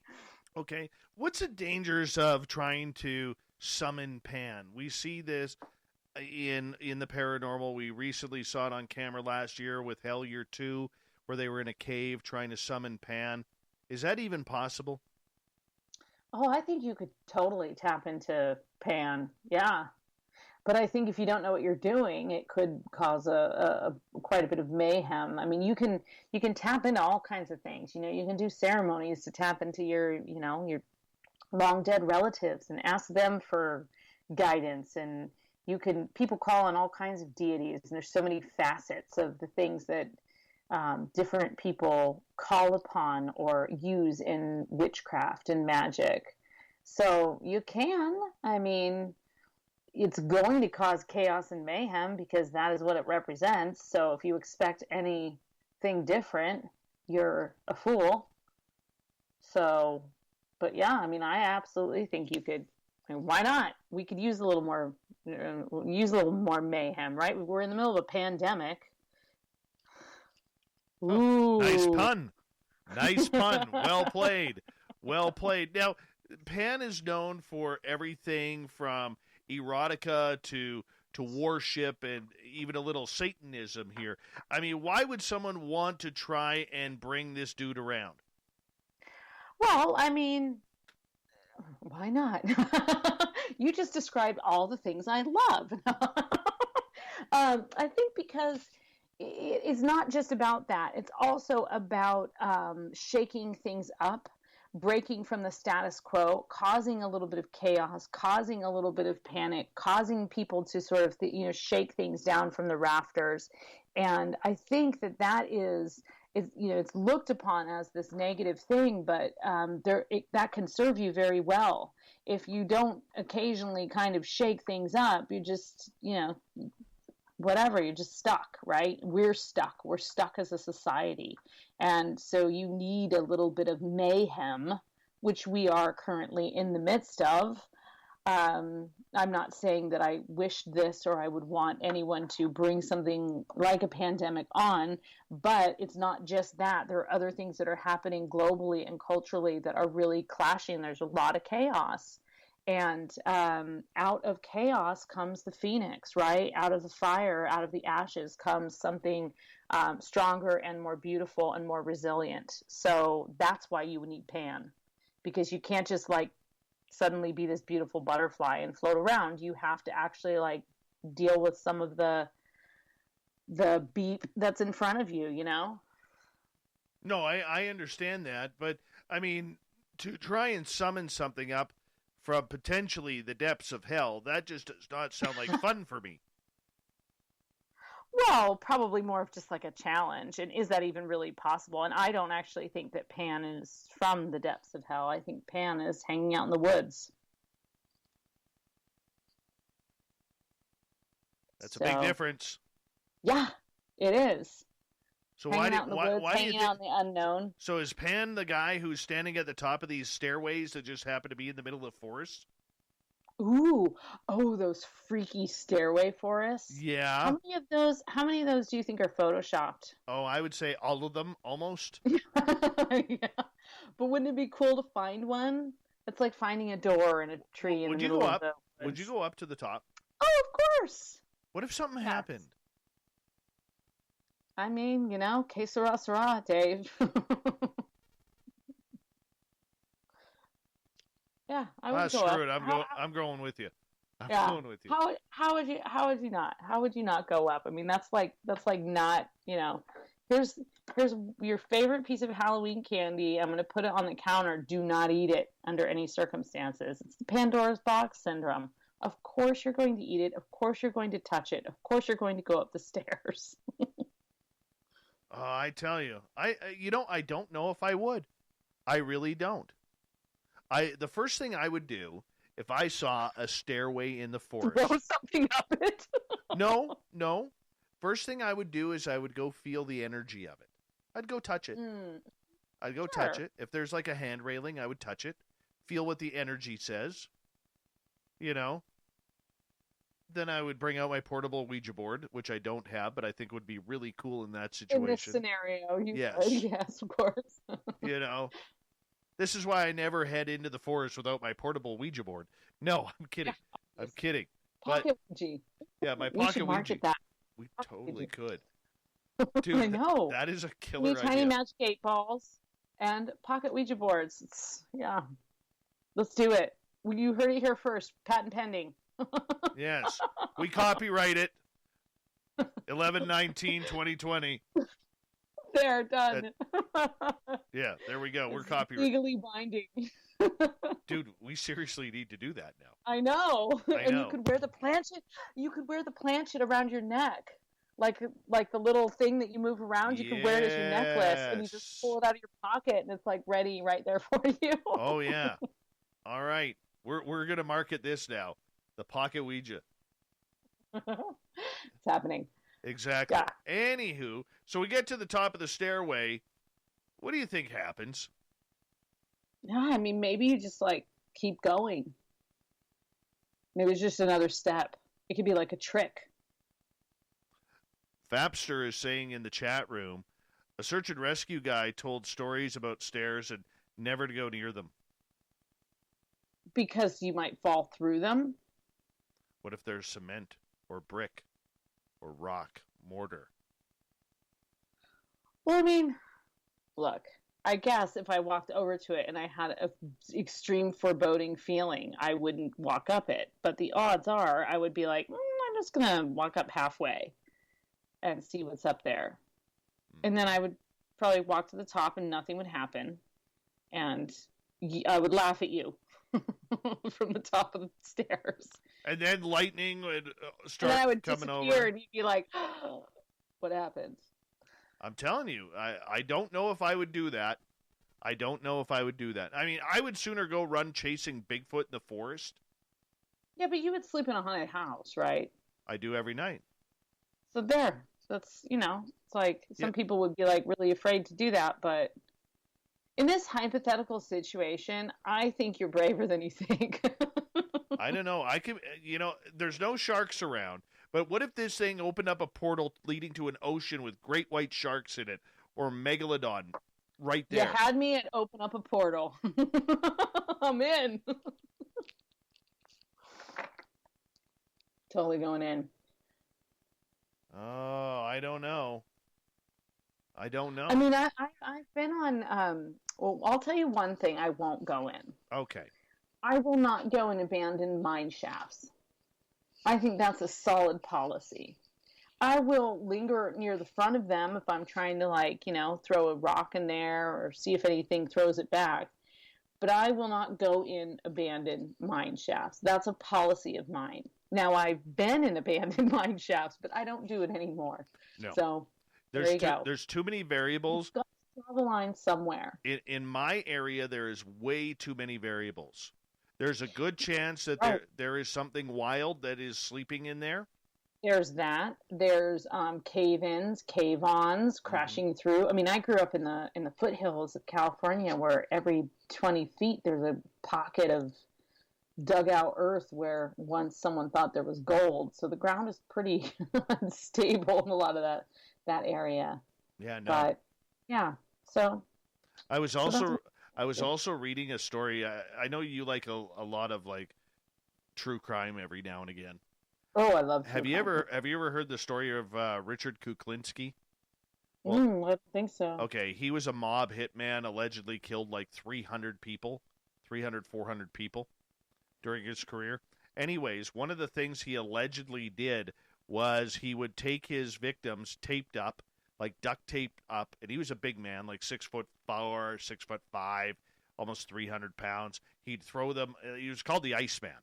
And he would throw them over their shoulder, when he kidnapped them, he'd throw them in the trunk, and then he would drive from New York to Pennsylvania into this cave area where he would take the live bodies. This guy was so sick, he had live cameras set up in these caves, and he would record, and then he would slice the victim open on their arms and legs, throw them into the cave, deep into the cave, and he would film them as the rats ate that person alive. Ew, oh, geez. Oh yeah, it was sick. It was absolutely sick. How he described it. Incredibly disgusting. Yeah, that's another reason, because there may be human skulls in there, human body parts. I'm not good with that. Totally not good with that. Yeah, okay, so you wouldn't then go into the catacombs in Paris?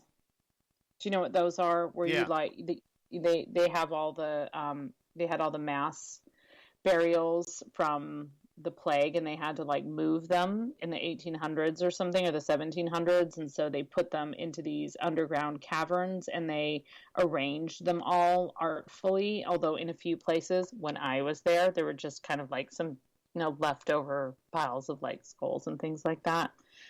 But you're underground, so it's already kind of intensely mild, kind of claustrophobic and weird, and you're you're under Paris, so you at any point a rat could chew on your ankle, right?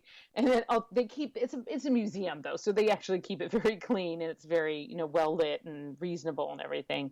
And then there's just thousands of skulls of people who were, maybe they were orphans, they were abandoned, they couldn't, there was just mass victims.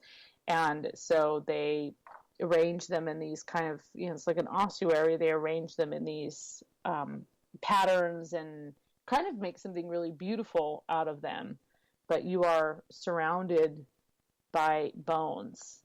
And there's another one in the Czech Republic in Kutná Hora, and that is they say that the chandelier there has one of every bone in the human body, but it's not all the same body. And that's the same kind of thing, although that's above ground, so you might be able to deal with that a little bit more. It's very interesting. I had never experienced anything like that in the United States, of course, so had to check it out in Europe. Yeah, I mean, it's one of those bucket list things. see it once. I could do that. Seen them all. If it's lit up, I could do that. Historically fascinating. Yeah. Is the other part of it. And, very, it's steeped in energy for sure. Like, you don't just walk through there going like, nice art. You're like, whoa, these are, thousands of human skulls. So. Beautiful. It's exactly what we want in life. Thousands of human skulls. What? No, that's not what we want in life. No. Stairways in the woods. Nope, not that either. Not that either. Castle. We want a castle on an island with a infinite supply of friends, food, and I'm not taking friends. Whiskey. I'm not taking friends. All right, no friends. No friends allowed. Dude, there's a moat then. Huge moat. There's a moat. Huge moat. Huge moat all around, filled with alligators and piranha. And all deliveries are sent via catapult. Catapult or helicopter. One of the two. However, Goddess Michelle is allowed to be there because she's a nurse. Yeah, she's awesome. Yeah, yes. She's in the inner circle. Yes. Goddess Michelle on Twitter, by the way, says, please do not step into any portals. We need you here, please. Okay. By the way, that tweet was for you, not me, which means, Dave, go in the portal. Dave, the portal will do you some good. Go in the portal, Dave. See what happens. Don't worry, Dave. We got you covered. We got your back. Yeah. Mm-hmm. I'm just saying, but I do think, Desert Clam was showing that there are some mini Ouijas out there on Twitter. But it's the pocket Ouija that's really our thing. Well, there is a keychain with a Ouija board and a planchette that goes along with it. I think our idea is those. But it's not pocket Ouija copyright trademark. Pocket Ouija. It might be, though. We don't know. There's another one here, too. These are like keychain Ouijas, though. Keychain Ouijas are different. Yeah, this is a pocket Ouija. Yeah, we're marketing this. We're marketing the SOR pocket Ouija. Yeah. We just need a prototype. Do I know anybody who can carve? I do. Perfect. I totally do. I'm going to call him tomorrow. This is Varla and Dave's pocket Ouija. We've got we got $1 million, well, maybe a $100 idea. Let's hyphenate the product. We'll use my DA, your RLA. We'll call it Darla's board. Okay. All right. And then we'll create Darla's pocket Ouija. Yeah. Then we'll create a character called Darla that you could have to try and summon. I get called Darla all the time. I get called Marla more frequently, but yeah, I like Darla. What about Starla? You get called Starla? I've never been called Starla. That never happens. I hope that never happens either. Goddess Michelle says, Dave, we know no portal for you. You would never get the stains out of your pants. That's not funny. I'm not that much of a scaredy cat. Except he doesn't need pants once he goes through the portal, so problem solved. True. Very true. He pants in the other world. He'll be wearing like a tunic or something.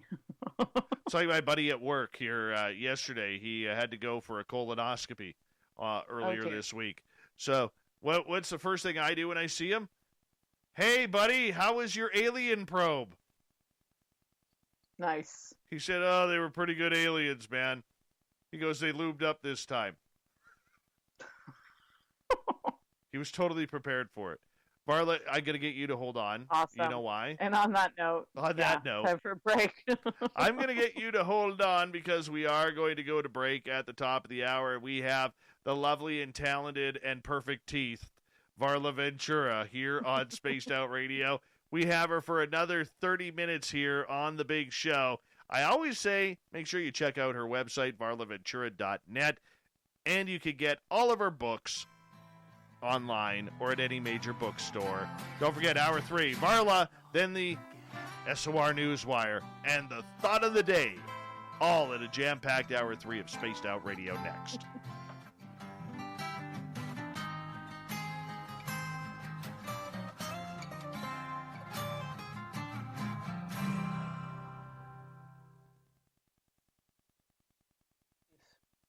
We're clear.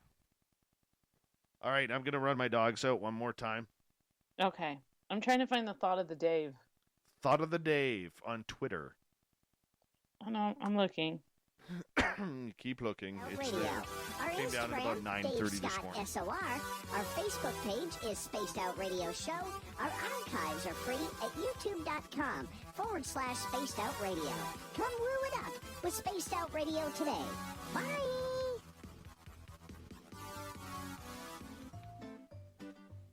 Looking for creative ways to get your company out in the public? How about advertising on Spaced Out Radio? Our sales department is waiting to hear from you, and we can work around any budget. From commercial spots to banners to special promotions, there are many opportunities to get your name and product out to our SOR listeners.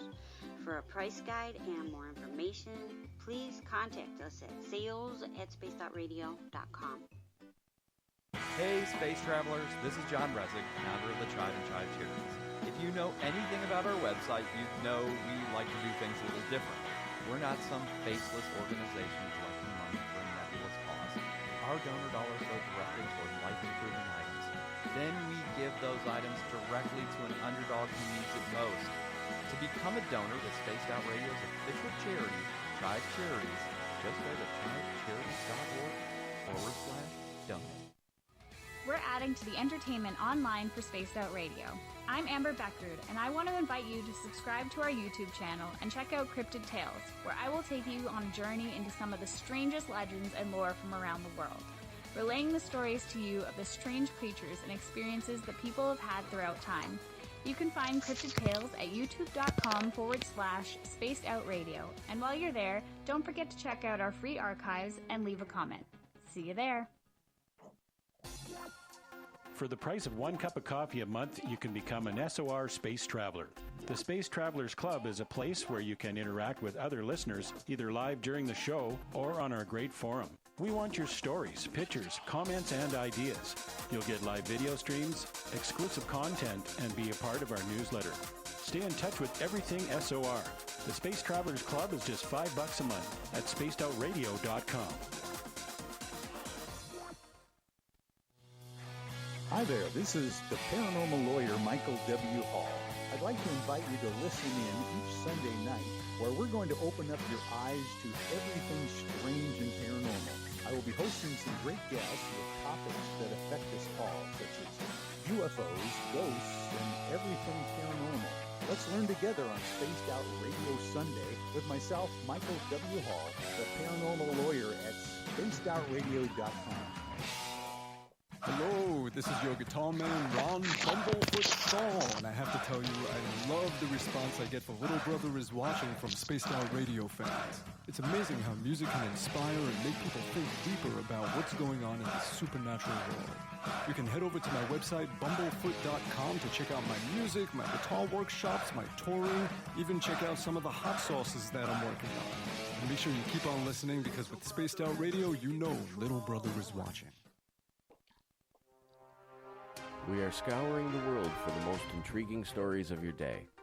Take the time to read up on the SOR Newswire, where our team, led by Captain Shirk, will deliver to you some of the best paranormal and supernatural news, along with some stories that will blow your mind from the weird to the wacky. It's the news outside the news that piques interest, and that's what we're looking to deliver to you. The SOR Newswire, only at spacedoutradio.com.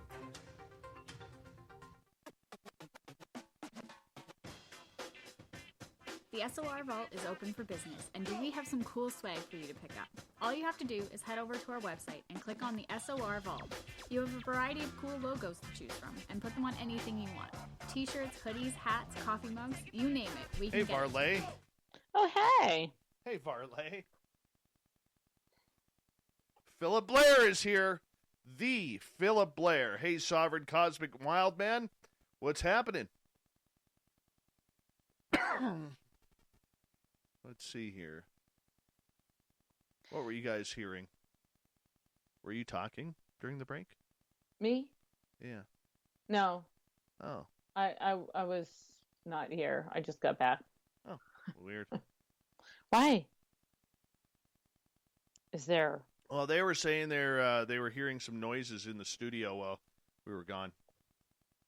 Like what? I don't know. Interesting. Not the first time that's happened. Yeah. I just got back a minute or so before you and put my headphones in and started breathing really heavy. Just kidding. I didn't. Well, I didn't. I mean, that happens. I don't blame you. I really don't blame you. I really didn't. Goddess Michelle put a really funny Ouija picture up, so. Oh. Everyone wants to summon on my board. Oh, yes. Wow. Yep. Goodbye is in a dangerous spot there.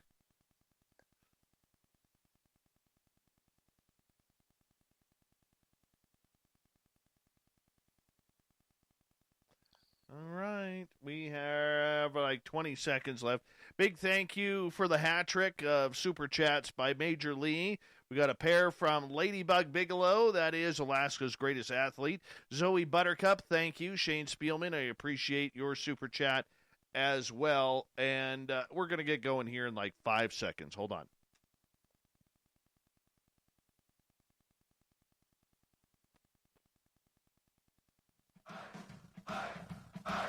Would you like to connect with us? Head to spacedoutradio.com for all your latest show info. Now, back to Dave Scott and SOR. Here we go with the third and final hour of Spaced Out Radio. We're underway tonight. Thank you so much for tuning us in. We welcome back everyone listening in on our terrestrial affiliates around North America and digitally on TalkStream Live and Revolution Radio. Remember, you can check out all of our archives for free by going to youtube.com/Spaced Out Radio. Just do old Davey the favor, hit that subscribe button. The Desert Clam has set the password for tonight in the SOR Space Travelers Club. What do you got for us, Clam? Reciprocornis. Reciprocornis is your password. Use it wisely, Space Travelers, as the Clam sets a password each and every night right here on Spaced Out Radio. Our website is spacedoutradio.com. We have a plethora of features for you, including rocking out to Bumblefoot and reading up on Captain Shirk's SOR Newswire. Follow us on Twitter at Spaced Out Radio and on Instagram at Spaced Out Radio Show. For the final time tonight, we introduce the woman, the myth, and the legend, all rolled into one. Varla Ventura is back with Our Cryptid World. We will next talk to her in 2021 after today. I know it's weird to think about Varla, but it is true. Her website, varlaventura.net. You can grab all of her books at every major bookstore and on Amazon, Barnes & Noble, and other online venues.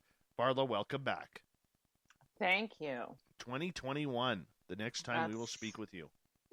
Big. Huge. Seems like a big date. So I didn't do anything on break, but I have done that before when you've been gone. I've read and done things that you probably didn't know about. But this time I did nothing. So curious. Yeah. Apparently there was noises coming out of the studio, and Varla was silent and I was silent because I took my dogs outside during the break. And I went to get more liquor. Actually, I went to get water. But. Yes. Well, for listeners who don't know, I actually have a studio in my home. And that's where I broadcast from instead of going into a radio station. So this is where it gets kind of cool. And, yeah, man, you never know what's happened. I don't know what was heard or whatever, but you know what? We could blame the gnomes in here. I don't have any haunted objects that I know of in here. That you know of. Well, I do have a pair of old pop cans. Okay. Yeah. You mean that's soda, right? Just kidding. Soda pop cans, yes. Translate for the Americans, soda. Soda pop cans. Yes, I have a pair of them. And but I asked permission if I could take them, and I was told yes.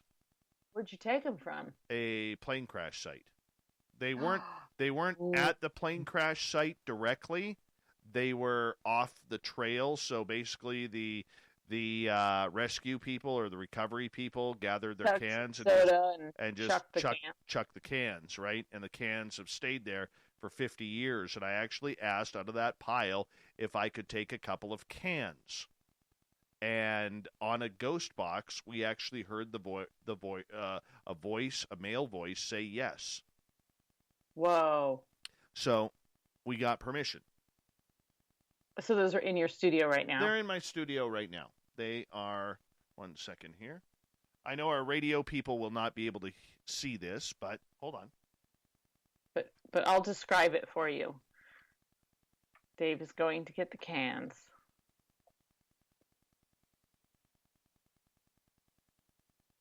There they are. Still getting them. Okay, let's see. There they are. So for anyone who can't see, they are White Rock Grape. Yeah. Is that what it says? Yeah, they're both White Rock Grape. White Rock Grape. Slightly, quite rusty. Yeah. Purplish on the bottom. I'm not familiar with that brand. Like, they're old when you have to, remember the other end of the bottle openers where it had the pointy end that you had to press in? Yeah, like you do when you get like, Clamato or yeah, V8. Yes, you have to exactly, Yeah. V8. You have to stick the pointy part in there. Yeah, so I have those. That's it. Okay. That's it for potentially haunted objects. Outside of my, I have my pendulums here. Yeah. But your house is haunted, you say? Yes. Very. Mm-hmm. At times. Nothing bad. We get a lot of weird stuff here. Yeah. Builds character. Of course it does. Speaking of weird stuff, paranormal stuff, one of the things we talked about leading into this show, which we haven't gone into yet, is talking about ghosts and their whole idea of if they are tied to cryptids and monsters. Do you think there is a correlation between them? Yeah, I think I do think yes, I do. I think my attitude toward ghosts has changed a lot in the last year in particular, probably the last 6 months. But over the years, I think I used to subscribe to the idea that many of us, have heard growing up as paranormal people or, getting into paranormal investigations about sort of like unrequited, just unsatisfied spirits sort of roaming and that is, and there are all there's this whole list of things why someone might not be satisfied in the afterlife or be allowed to go on to the afterlife, and that was the root cause of a lot of hauntings. But I do not really believe that is the case anymore. And one of the reasons that I don't believe that is because I have, I don't know, I've just spent a lot of time thinking about the rituals of, this is something I think about occasionally anyway, but sort of the rituals of death and the rituals of mourning and the idea that we're facing over and over again in this year in particular of not being with our loved ones and not having that like sort of loving release into the afterlife. I think that we could see a real spike in hauntings in 2021 for sure.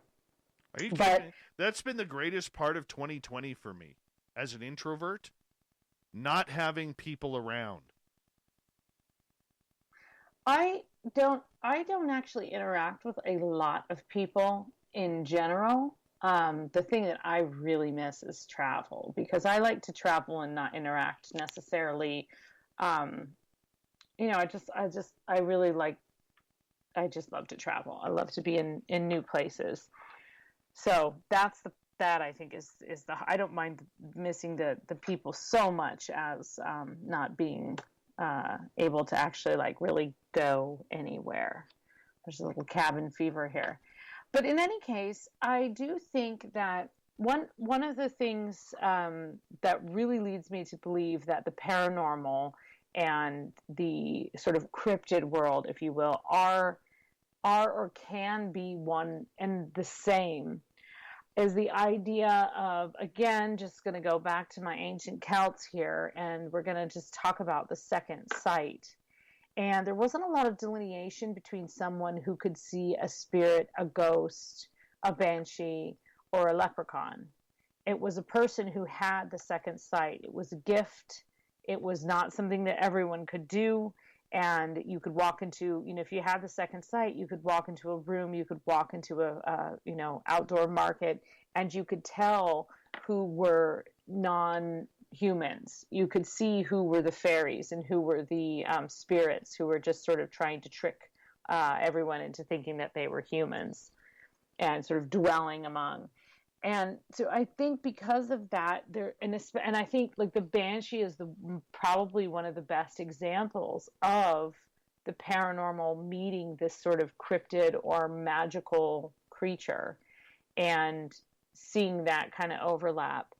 So yeah, I mean, I think that we accept ghosts more in our modern Western view, at least. We accept ghosts more as a thing that is unexplained but we believe in, easier than we accept things like Bigfoot, mermaids, pukas, all of those kind of other dogmen, werewolves, all these sort of like cryptid things, sea serpents. It's easier to accept something. I also think more people have had experiences that they would put in the category of paranormal, i.e. ghosts. I think it's more common than at first when you first are kind of, well, not so much for me because I grew up seeing ghosts and was raised by a witch, so it was always common for me. But you don't realize how many people have had that experience. And there are a lot of people who don't identify with either of those things who have had very, very profound paranormal experiences that still might kind of, not want to talk about if they thought they saw a fairy or a UFO for that matter. So. Okay, so when we are communicating with ghosts, do you believe that they are the spirits of loved ones who have passed over? Or do you believe that maybe we're communicating with another entity on a different timeline? So I think if you want to communicate with a loved one, you have to be very specific in that. You can't just grab a board and be like, okay, Grandma, let's talk. You really have to be very conscientious and conscious about making that request and asking that person to come through to you.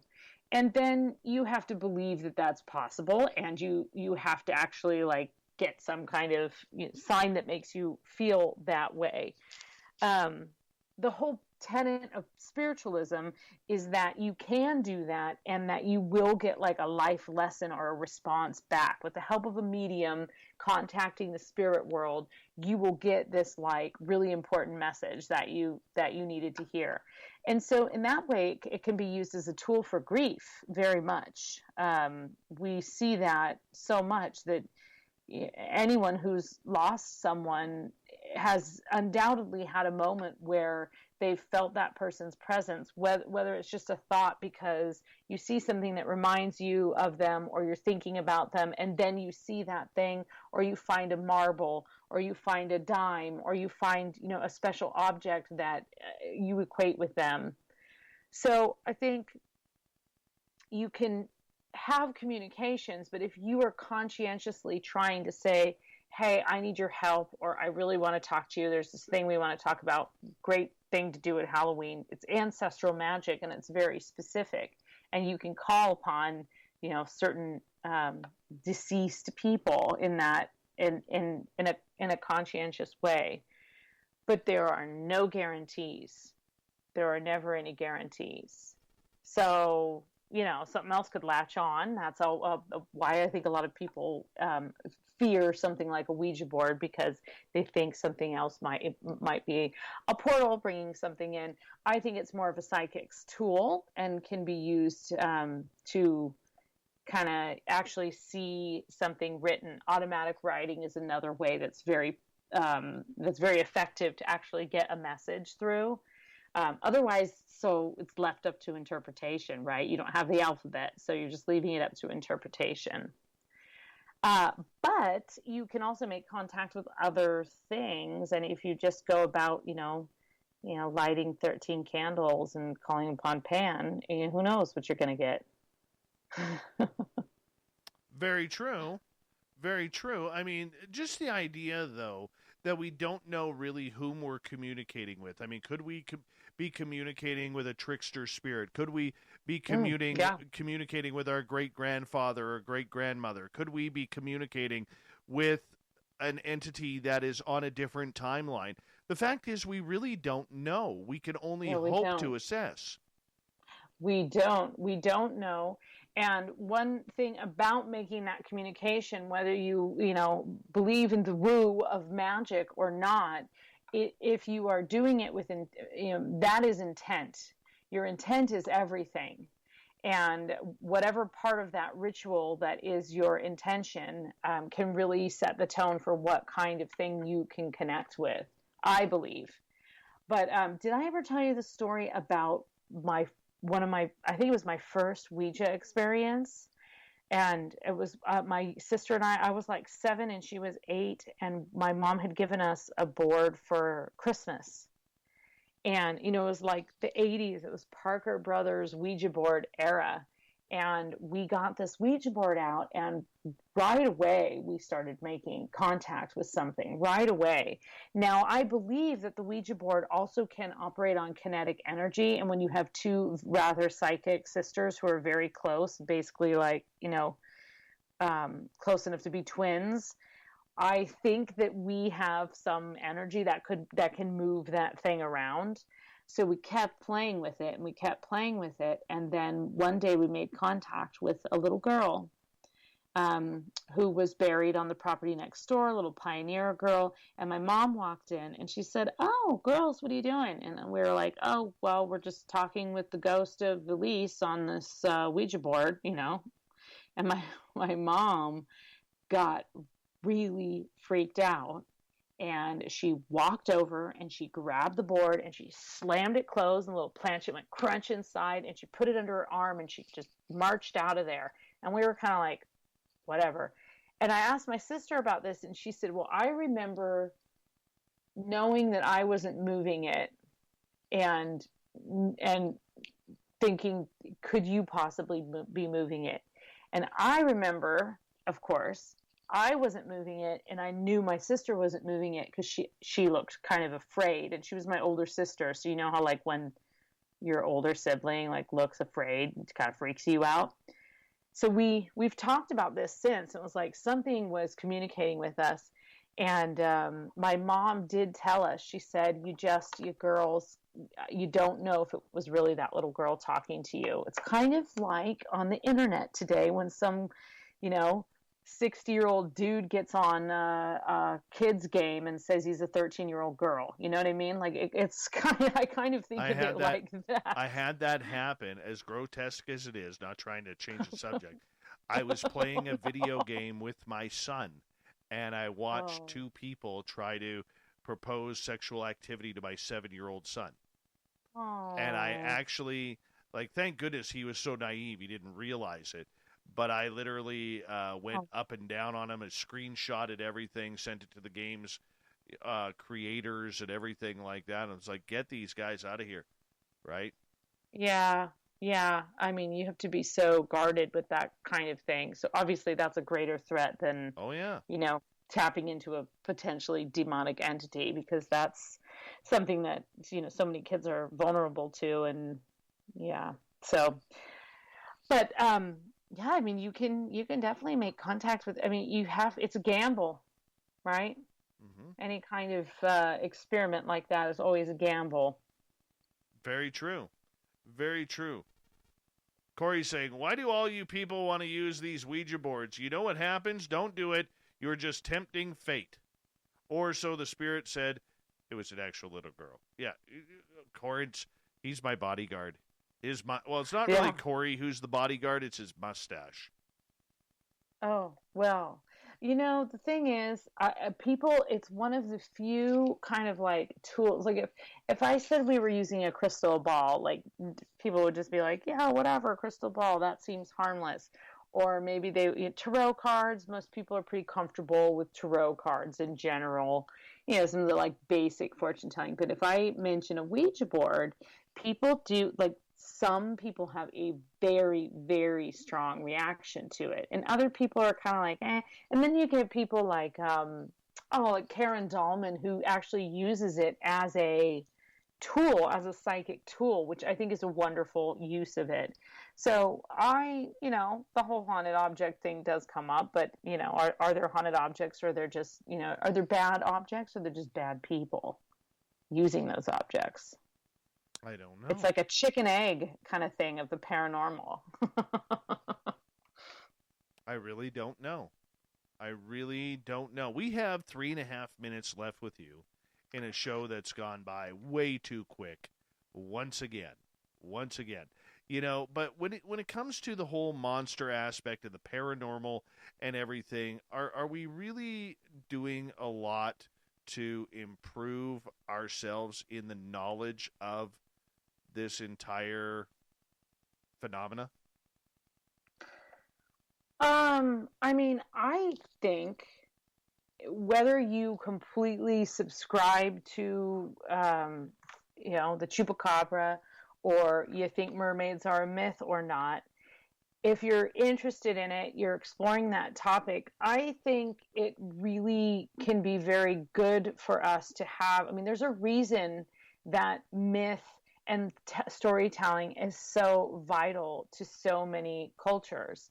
You need these stories, the exploration of them, the mental debate of whether they're real or not, the suspension of doubt and disbelief.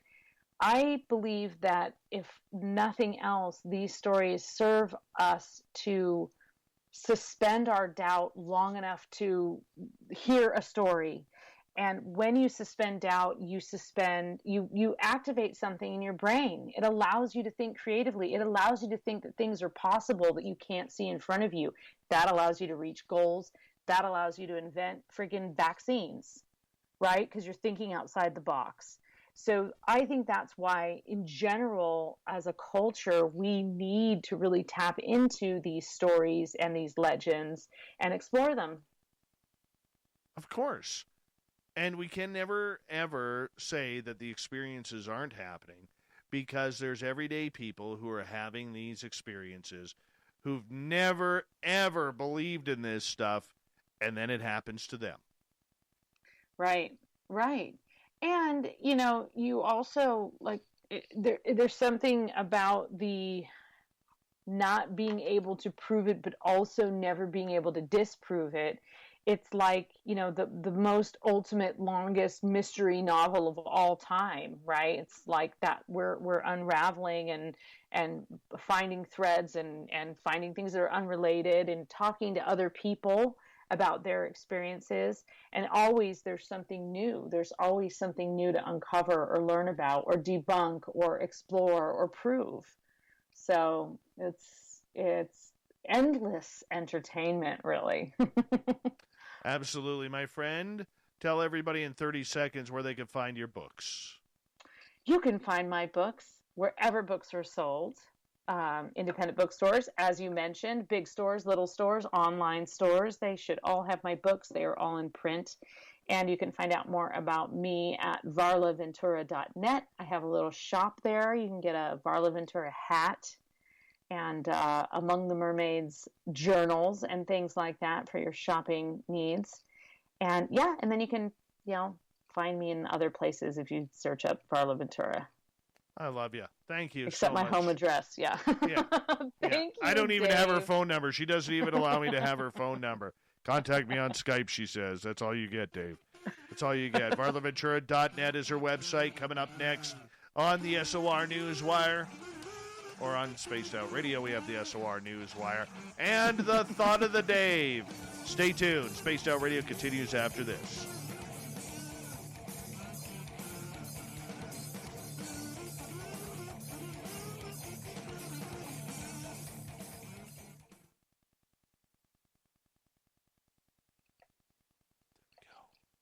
Varla Ventura, everybody. Varla Ventura. Thanks for having me back again so soon. Oh, yes. I know. Hard to believe we won't talk to you until next year. That hurts me. Amazing. That hurts me. Oh, well, I'll message you. I feel like we should break into song before you go. I don't know why, but what was that song you sang in the beginning that I don't know? The Buttercup. No, that's for Zoe Buttercup. Oh. My Zoe Buttercup has a cutest smile. Cute little Zoe Buttercup. Won't you stay a while? A while. Exactly. Just guessed. Well, thank you. Well, you know, I'm a dreamer, and my heart's of gold. I had to run away and hide so I wouldn't come home now. Just when things went right, doesn't seem they're always wrong. Just take this song, and you'll never be left all alone. Varla, take me to your heart. Fill me in your bones. Just one more night. Then I'm coming off this long and windy road. I'm on my way. I'm on my way. Home sweet home. I'm on my way. Home sweet home. Hell yeah. Good job. Well, thank you. On that note, thank you, Dave, for Much all love. your support this year. Absolutely. And it's been great connecting with you so many times. I love you. You were one of my favorites, and I love you too. I don't have Share a lot of some writing friends in with this me. field, but I think of you as a good friend and supporter of what we do. Yeah, see you in Vegas in a few months. Damn right, we're going to Vegas. Oh yeah, it's Varla Ventura time in Vegas, people. I will let everybody on our Facebook and YouTube know that the double When V, that happens, double V is going to V. It would be triple announced. Oh yeah, oh yeah. Love you, my friend. Take care. Okay, you too. Good night. Bye. Good night. Varla Ventura, everybody. Varla Ventura. Can't believe nobody in the chat room started singing Home Sweet Home.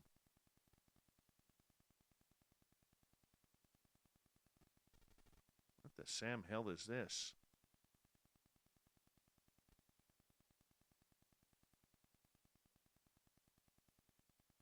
Lady pulling a shark back in the water that beached itself. Bet you it bites her. Bet you it bites her. No, she rescued it.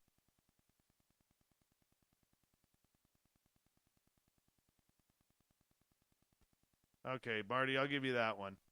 I'll give you that one. Nice clown for Varla as well.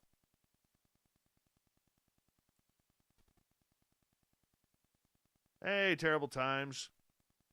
Thank you. I appreciate that. Denali, we were on Motley Crue's Home Sweet Home, not Bumblefoot. But it's a good call.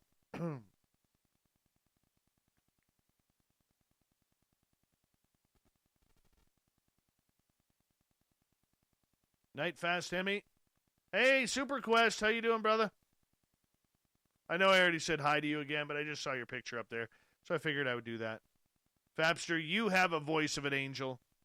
You have the lips of an angel.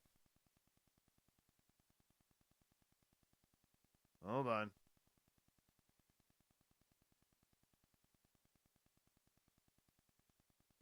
This is what I sing to Fap all the time. Hold on, where is it here?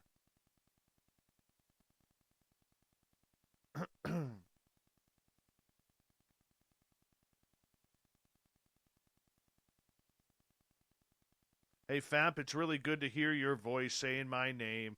It sounds so sweet. Coming from the lips of the Fapster, hearing those words, it makes me weak. And I never want to say goodbye But, Fap, you make it hard to be faithful with the lips of an angel. There you go. That's for you, Fapster.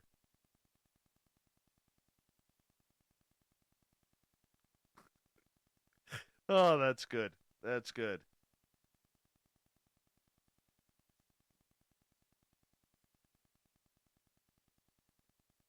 Good night, beautiful Teresa. We love you. All right. Final commercial.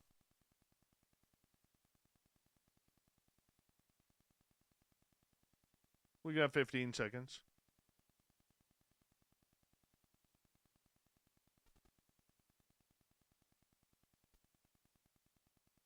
Ten seconds. 5 seconds. 3 seconds. 2, 1. Thunderclap.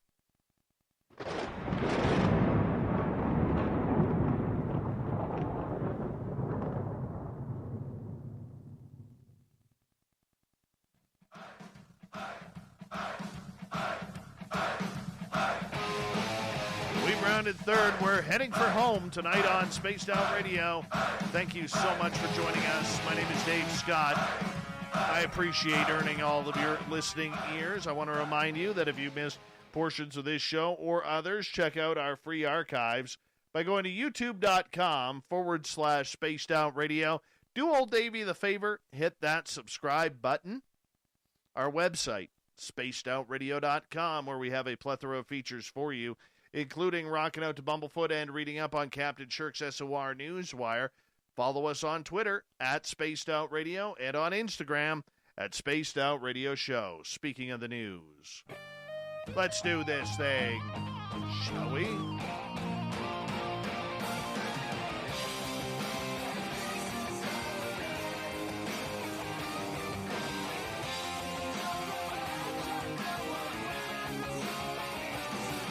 The news is always changing, which is why we bring you the SOR Newswire at the back end of every show, where we get to the weird, the strange, the wacky, and sometimes the hilarious.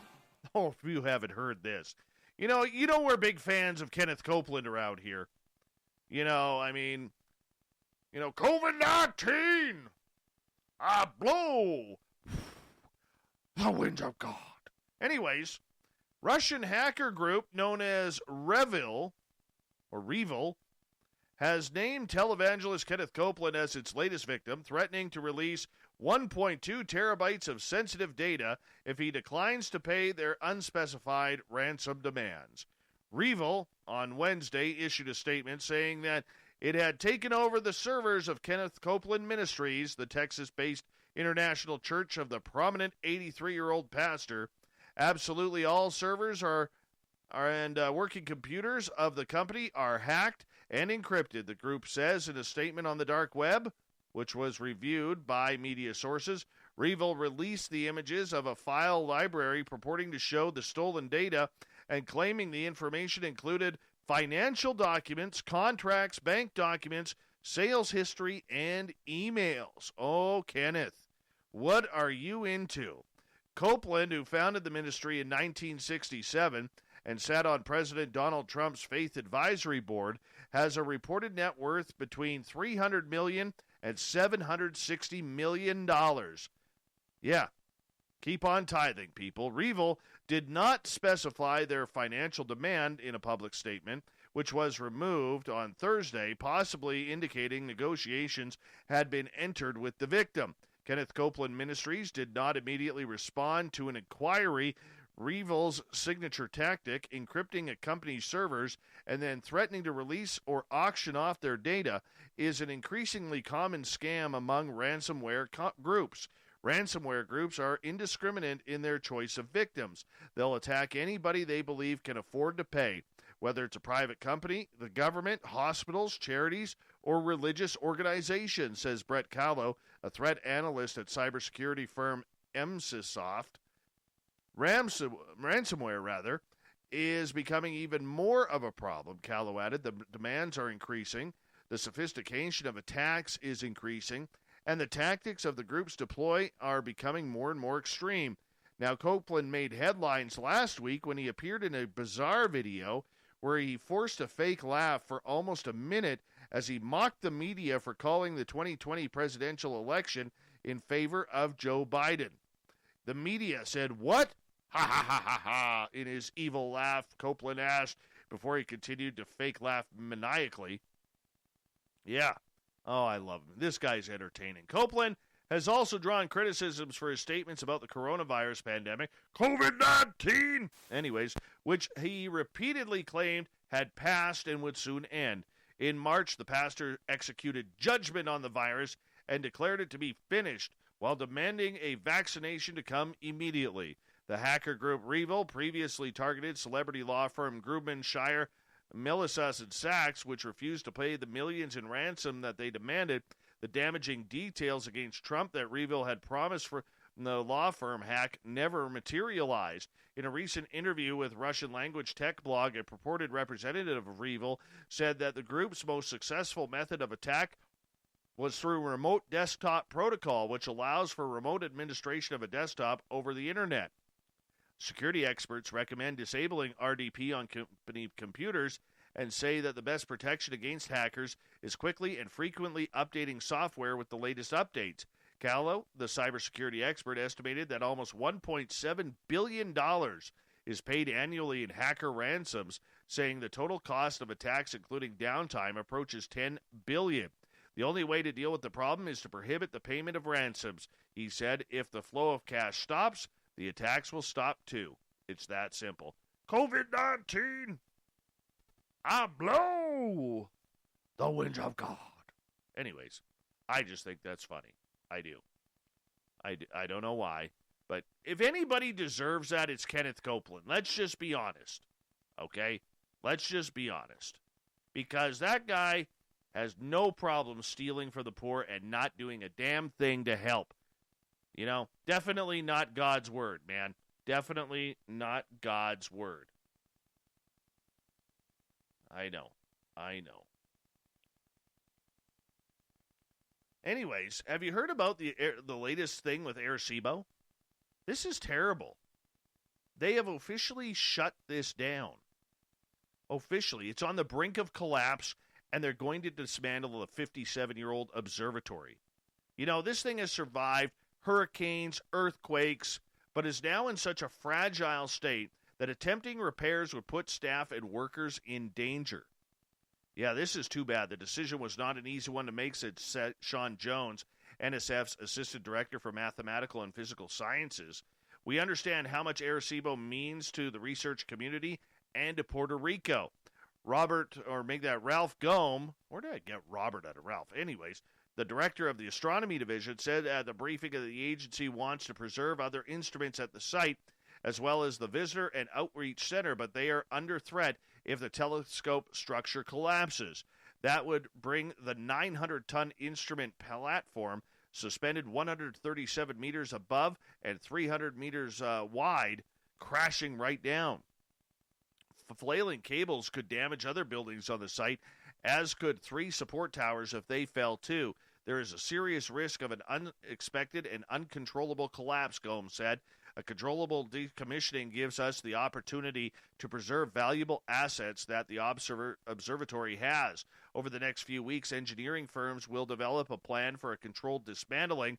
It may involve releasing the platform from its cables explosively and letting it fall. The Arecibo telescope has been widely used by astrophysicists as well as atmospheric and planetary scientists since the early 1960s. For many years, it was the main instrument involved in listening for messages from extraterrestrial civilizations, and its striking looks wanted a supporting role in feature films. That's really too bad. It really is.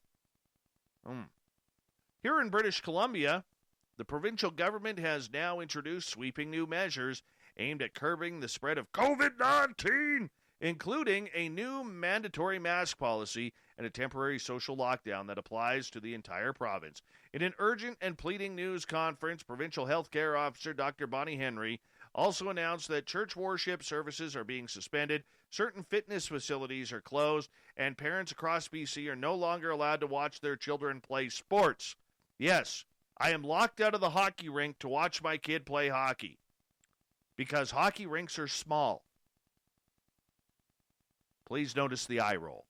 Anyways, we are in a second surge, and it has proven to be a challenge, Henry said. I know we will get through this, but we need to take more action now. And I kind of agree with that, to be honest. The restrictions, which are among the strictest enacted in the province so far, comes as BC watches coronavirus case numbers skyrocket, breaking local records and putting strain on the healthcare system. The mask mandate will apply to indoor public spaces and retail environments where customers and employees alike will be required to cover their faces. Henry noted that there will be an exemption for children under the age of 2 and anyone who is unable to wear a mask. We now know that there are people with certain conditions and disabilities that in some ways would make mask wearing challenging, she said, and we need to be aware that some people's disabilities or inability to wear a mask may not be readily apparent. Several jurisdictions across Canada have already introduced mandatory mask policies for public spaces, including the City of Toronto, but BC health officials have been hesitant to follow suit. Henry said the sudden reversal was due to the increasing public pressure, including from businesses, some of which have expressed concerns about putting the onus of enforcing piecemeal policy onto workers. Guess we're wearing masks now. Just as the coronavirus pandemic began to take hold in February, 4 people set sail in one of the most remote places on Earth, a small camp on Curry Atoll at the edge of the uninhabited northwestern Hawaiian Islands. They are more than 1,400 miles from Honolulu. They lived in isolation for 8 months while working to restore the island's environment. Cut off from the rest of the planet, their world was limited to a tiny patch of sand halfway between the U.S. mainland and Asia. With no television or internet access, their only information came from satellite, text messages, and the occasional email. Now they're back, re-emerging into a changed society that might feel as foreign as today as an island isolation did in March. They must adjust to wearing face masks, staying indoors, and seeing friends without giving hugs or hearty handshakes. I've never seen anything like this, but I started reading the book, The Stand by Stephen King, which is about a disease outbreak, and I was thinking, oh my goodness, is that what it's going to be like when we go home, said Charlie Thomas, one of the 4 island workers. All these precautions, these things, people sick everywhere. It was very strange to think about. The group was part of an effort by the state of Hawaii to maintain the fragile island ecosystem on Kure, which is part of a national monument, the nation's largest contiguous protected environment. The public is not allowed to land anywhere in the northwestern Hawaiian Islands. Kure is the only island in the northern part of the archipelago that is managed by the state, with the rest under the jurisdiction of the federal government. A former Coast Guard station at the atoll is home to seabirds, endangered Hawaiian monk seals, and coral reefs that are teeming with sea turtles, tiger sharks, and other marine life. Well, there's a reason not to go right there, the tiger sharks. Yeah, 2 field teams go there each year, one for summer and one for winter. Their primary job is removing invasive plants and replacing them with native species, cleaning up debris such as fishing nets and plastic that washes ashore. Before they leave, team members are often asked if they want to receive bad news while away, said Cynthia Vanderlip, the supervisor for the team. A few times a day, we upload and download emails so people can stay in touch with their family and friends. That's a huge morale booster, and I don't take it lightly, Vanderlip said. People who are in remote places rely on your communication. Police say they have arrested 2 people for allegedly flying drugs into jail using a drone. Provincial police in Ontario say they were contacted on October 26 after a drone dropped off a package in the Kinte Region Detention Center. Correctional staff seized a quantity of illicit drugs, but police say the inmates did get some items. Oh, isn't that nice? The OPP said they arrested 2 people from Kingston in the city last Friday. They also said they seized drugs, a drone, cash, ammunition, scales, and other paraphernalia at the time of the arrest. Both are accused of facing drugs and weapons charges and will appear in court in 2021. Here's a scary incident. Nuclear materials must be transported safely, and that has to include road vehicles for at least the very end of those long trips. That's why engineers recently tested a new model of the Mobile Guardian Transporter, the U.S. government's secure overland option, and so far they're pleased with the results. The crash test is simple and dramatic. A prototype of the new Mobile Guardian transport truck is positioned like a silent movie heroine on the railroad tracks. Then a regular tractor-trailer is literally rocketed towards it at highway speeds, causing a collision that represents one of the worst-case scenarios. Armored components and other militaristic technologies have their own testing infrastructure, leaving just the regular civilians driving recklessly or in adverse conditions as X factors. The crash action took place, and guess what? It worked. It worked nice. No nuclear bomb explosion, no chemicals spilling everywhere. Good job, guys. Good job for keeping the environment safe. When the notorious bootlegger and gangster Dutch Schultz was gunned down in 1935, rumors flew about his fortune that he was supposedly left behind. Legend has it that Schultz had a hidden, valuable net worth of more than $50 million, possibly as much as $150 million, including gold coins, $1,000 bills, diamonds, and uncashed World War II Liberty bonds. World War I Liberty bonds, that is, all stuffed into a strong box and buried somewhere in the wilds of upstate New York. But the existence of the treasure was never proven, and its location, if it ever existed, is still a long mystery. Almost a century later, Schultz's mythical cache of riches is yet to be discovered, but determined treasure seekers are certain that it's out there, somewhere, watching me, and they're still looking.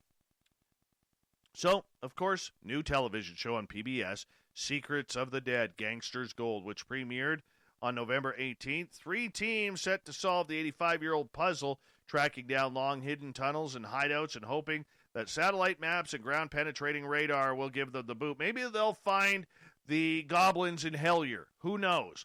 Born Arthur Flengenheimer to German Jewish parents in 1902, Schultz began a career of lawbreaking when he was still a boy in the Bronx. He eventually earned a reputation as exceptionally vicious criminal mastermind, using extreme violence to enforce illicit operations such as bootlegging, extortion, and illegal lotteries that extended throughout New York and New Jersey. Let's move on to one more here before we got to go to the thought of the day. Officers and officials in an Ontario library say a book recently dropped into its return bin, believed to be 100 years overdue. The Fergus Library said a copy of Martin Chuzzlewit by Charles Dickens was recently dropped into the book return bin by an anonymous person. Library officials say they don't have records of the book, but it bears a Fergus Library nameplate inside the cover, indicating it might have been from the facility's original collection when it opened in the 1900s. Officials say they aren't sure of when the book was last checked out. We're guessing from maybe 100 to maybe 50 years ago, Chief Librarian Rebecca Hines says. Hines said there are other clues to be found in the book. Right on the nameplate of the book, it says 2 cents a day. Hines said, I did a little bit of research, and it looks probably around 1940. That was the going rate. Hines said if the book was checked out in 1941, it would have accrued late fees of about $580 at the rate of 2 cents a day. Look at that. Get your library books back. You don't want to be charged 2 cents a day.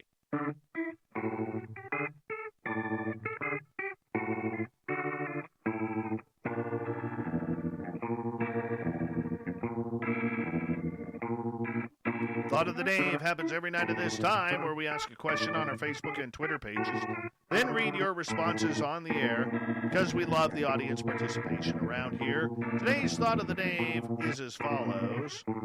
What Sea or Lake cryptids do you think exist, and why? Marty, great clown. Nessie of Loch Ness fame, because not only do I believe it's real, I think it's a known species that has grown to giant size like an eel or sturgeon.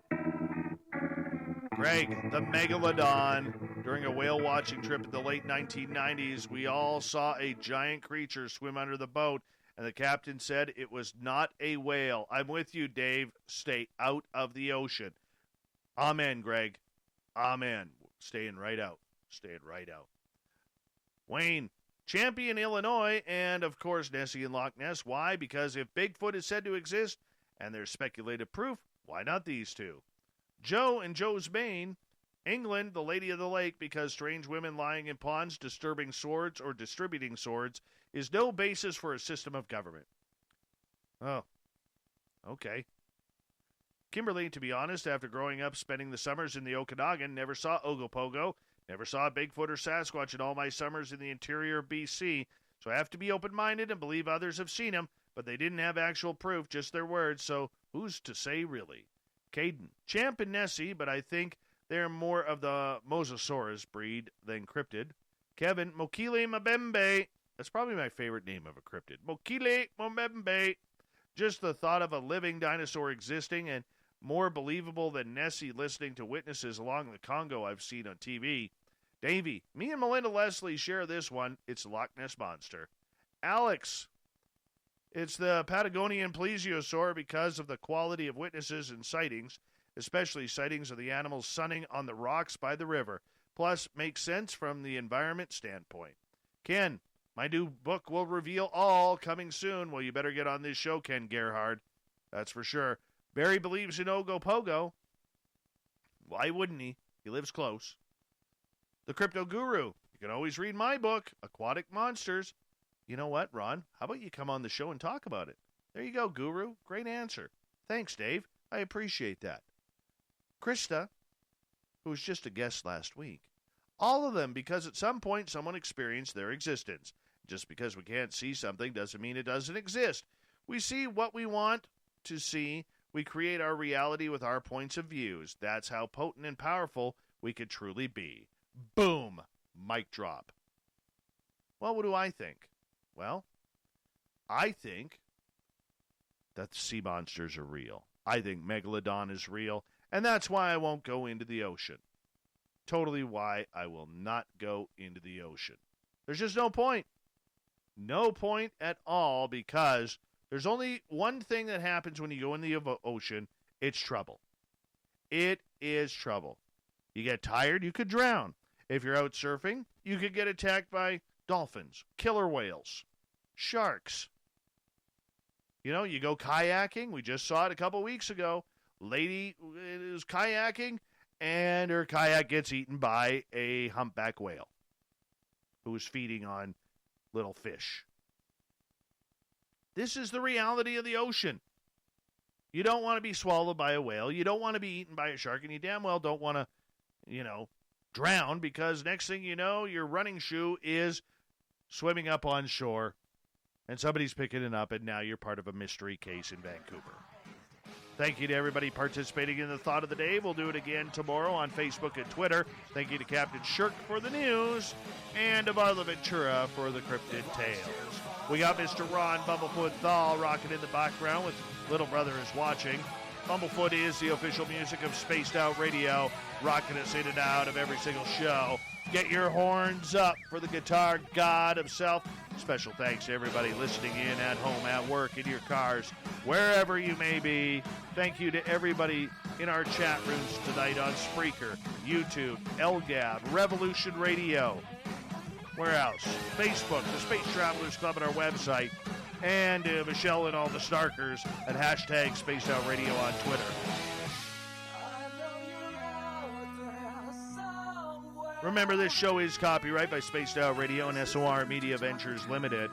Thank you so much for choosing to share your evening with us, because together, my friends, say it with me, we own the night.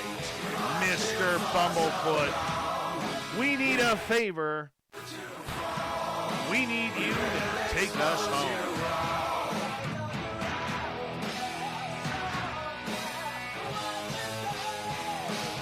Yes, the Woo train has docked for the night. But tomorrow, my friends, we shall ride again. Your seats are always available. Your tickets never expire. And if you want to bring a friend, we got room for them too. Good night.